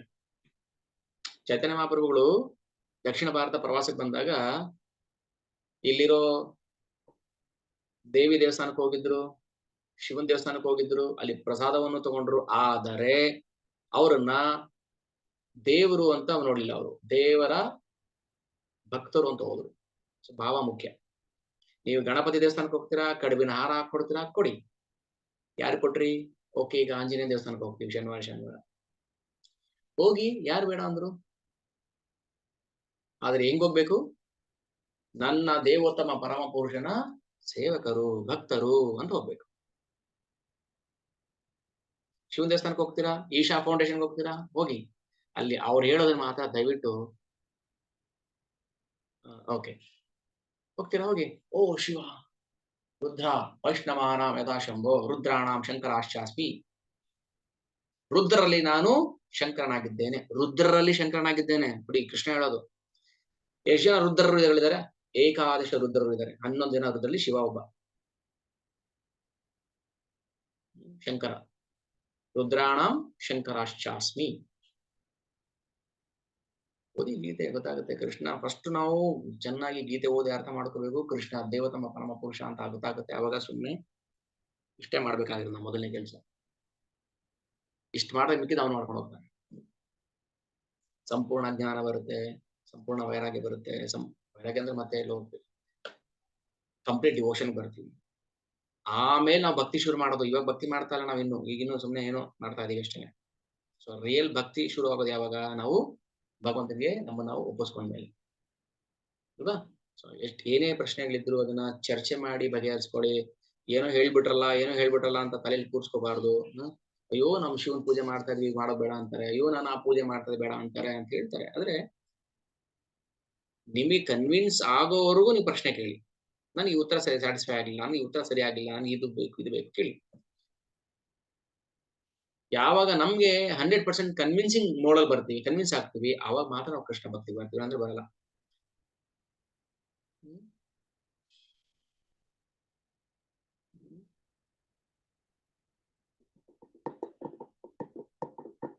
ಯೋ ಯೋ ಯಾಂ ಯಾಂ ತನುಂ ಭಕ್ತಃ ಶ್ರದ್ಧಯಾರ್ಚಿತುಂ ಇಚ್ಛತಿ ತಸ್ಯ ತಸ್ಯ ಅಚಲಂ ಶ್ರದ್ಧಾಂ ತಾಮೇವ ವಿದದಾಮ್ಯಹಂ. 7.23-24. ಯೋ ಯೋ ಯಾಂ ಯಾಂ ತನುಂ ಭಕ್ತಃ, ಯೋ ಯೋ ಯಾಂ ಯಾಂ, ಯಾರ್ಯಾರು ಹೇಗೆ ನನ್ನನ್ನಲ್ಲ, ತನುಂ ಭಕ್ತಃ ಶ್ರದ್ಧಯಾರ್ಚಿತುಂ ಇಚ್ಛತಿ, ಯಾರ್ಯಾರಿಗೆ ಯಾವ್ಯಾವ ತರ ಶ್ರದ್ಧೆ ಇದೆಯೋ ಆ ಶ್ರದ್ಧೆಯನ್ನೇ ನಾನು ಫಿಕ್ಸ್ ಮಾಡ್ಬಿಡ್ತೀನಿ. ತಸ್ಯ ತಸ್ಯ ಅಚಲಂ ಶ್ರದ್ಧಾಂ, ಅವನವನಿಗೆ ಅಚಲವಾದ ಶ್ರದ್ಧೆಯನ್ನು ಕೊಟ್ಬಿಡ್ತೀನಿ. ನೀವು ಯಾರನ್ನ ಪೂಜೆ ಮಾಡ್ತೀರಾ, ಓಕೆ ಮಾಡ್ಕೊಂಡು ಹೋಗಿ. ನಾವು ಯಾವ್ದೊಂದು ಕಲ್ಲಿಗೆ ಪೂಜೆ ಮಾಡ್ತೀವಿ, ಮಾಡ್ಕೊಂಡು ಹೋಗಿ. ನಾನು ಶ್ರದ್ಧೆ ಕೊಡ್ತೀನಿ ಅದರಲ್ಲಿ. ನಿಮ್ಗೆ ಯಾರು ಬಂದ್ರು ಕೂಡ ಆ ಶ್ರದ್ಧೆನ ಕದಲಿಸಕ್ಕಾಗೋದಿಲ್ಲ. ಇಲ್ಲ ರೀ, ನಾವು ಏನೇ ಬಂದು ನಾವು ಕಲ್ಲಿಗೆ ಪೂಜೆ ಮಾಡ್ತೀವಿ, ಏನಿವಾಗ ಅಂತ ಕೇಳ್ತೀವಿ ನಾವು. ಅದಕ್ಕೆ ಭಗವಂತ ತಸ್ಯ ತಸ್ಯ ಅಚಲಂ ಶ್ರದ್ಧಾಂ ತಾಮೇವ ವಿದದಾಮಿಹಂ,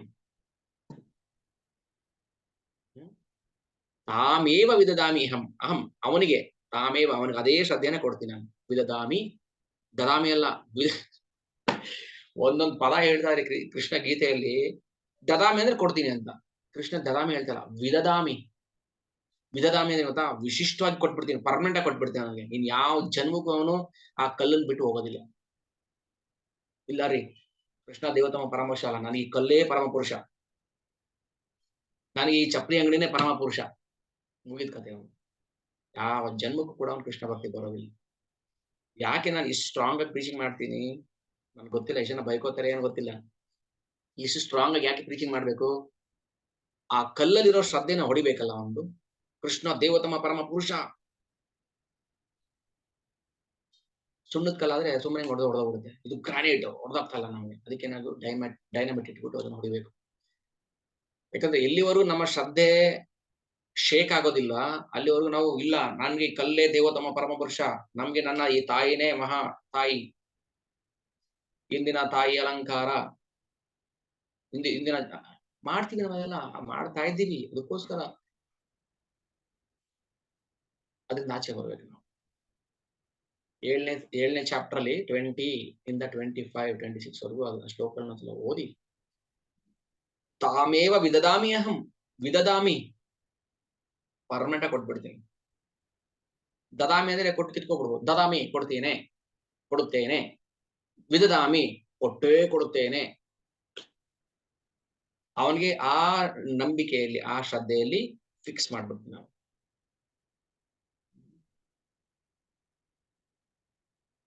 ಕೃಷ್ಣನೂ ಇಲ್ಲ, ಏನೂ ಇಲ್ಲ.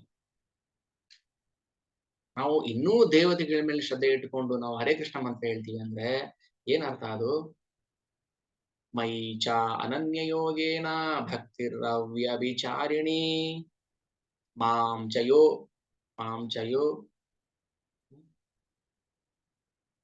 ಮಾಂ ಚಯೋ ಅವ್ಯಭಿಚಾರೇಣ ಭಕ್ತಿ ಯೋಗೇನ ಸೇವತೆ. ಮಾಂ ಚಯೋ ಅವ್ಯಭಿಚಾರೇಣ ಭಕ್ತಿ ಯೋಗೇನ ಸೇವತೆ.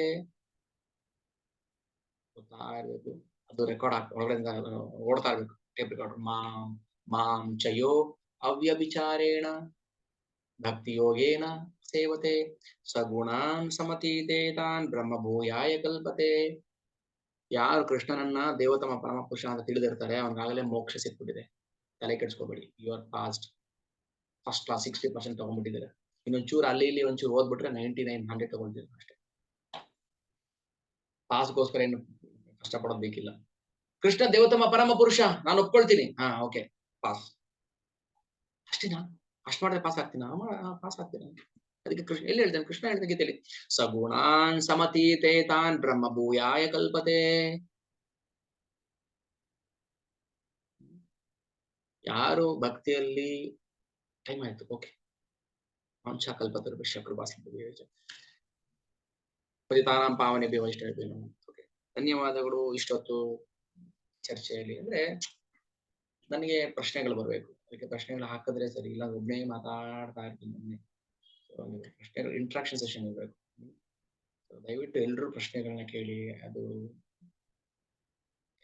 ಇದಕ್ಕೆ ಸಂಬಂಧಪಟ್ಟಂಗೆ. Thank you. ನನಗೆ ಟೈಮ್ ಹೋಗಿದ್ದು ಗೊತ್ತಾಗಿಲ್ಲ. ನಿಮಗೂ ಹಾಗೆ ಅನ್ಸಿರುತ್ತೆ ಅನ್ಕೊಂಡಿರ್ತೀನಿ. ಯಾಕಂದ್ರೆ ಇದು ಭಾಗವತಂ, ಭಗವಂತನ ಬಗ್ಗೆ ಮಾತಾಡ್ತಿರ್ತೀವಿ, ಅವನ ಮಹಿಮೆಗಳ ಬಗ್ಗೆ ಮಾತಾಡ್ತಿರ್ತೀವಿ. ಈಗ ಹೊಟ್ಟೆ ಶುರು ಆಗ್ತದೆ ಟೈಮ್ ನೋಡೋದ್ಮೇಲೆ. Okay, thank you. ಜಗದ್ಗುರು ಪ್ರಭುಪಾದ ಕಿ ಜೈ, ಸಮೇತ ಭಕ್ತ ವೃಂದ ಕಿ ಜೈ, ಹರಿನಾಮ ಸಂಕೀರ್ತನ ಮಹಾಯಜ್ಞ ಕಿ ಜೈ. Hare Krishna Krishna Krishna Hare Hare, Hare Rama Rama Rama Hare Hare. Okay, thank you. Hare Krishna.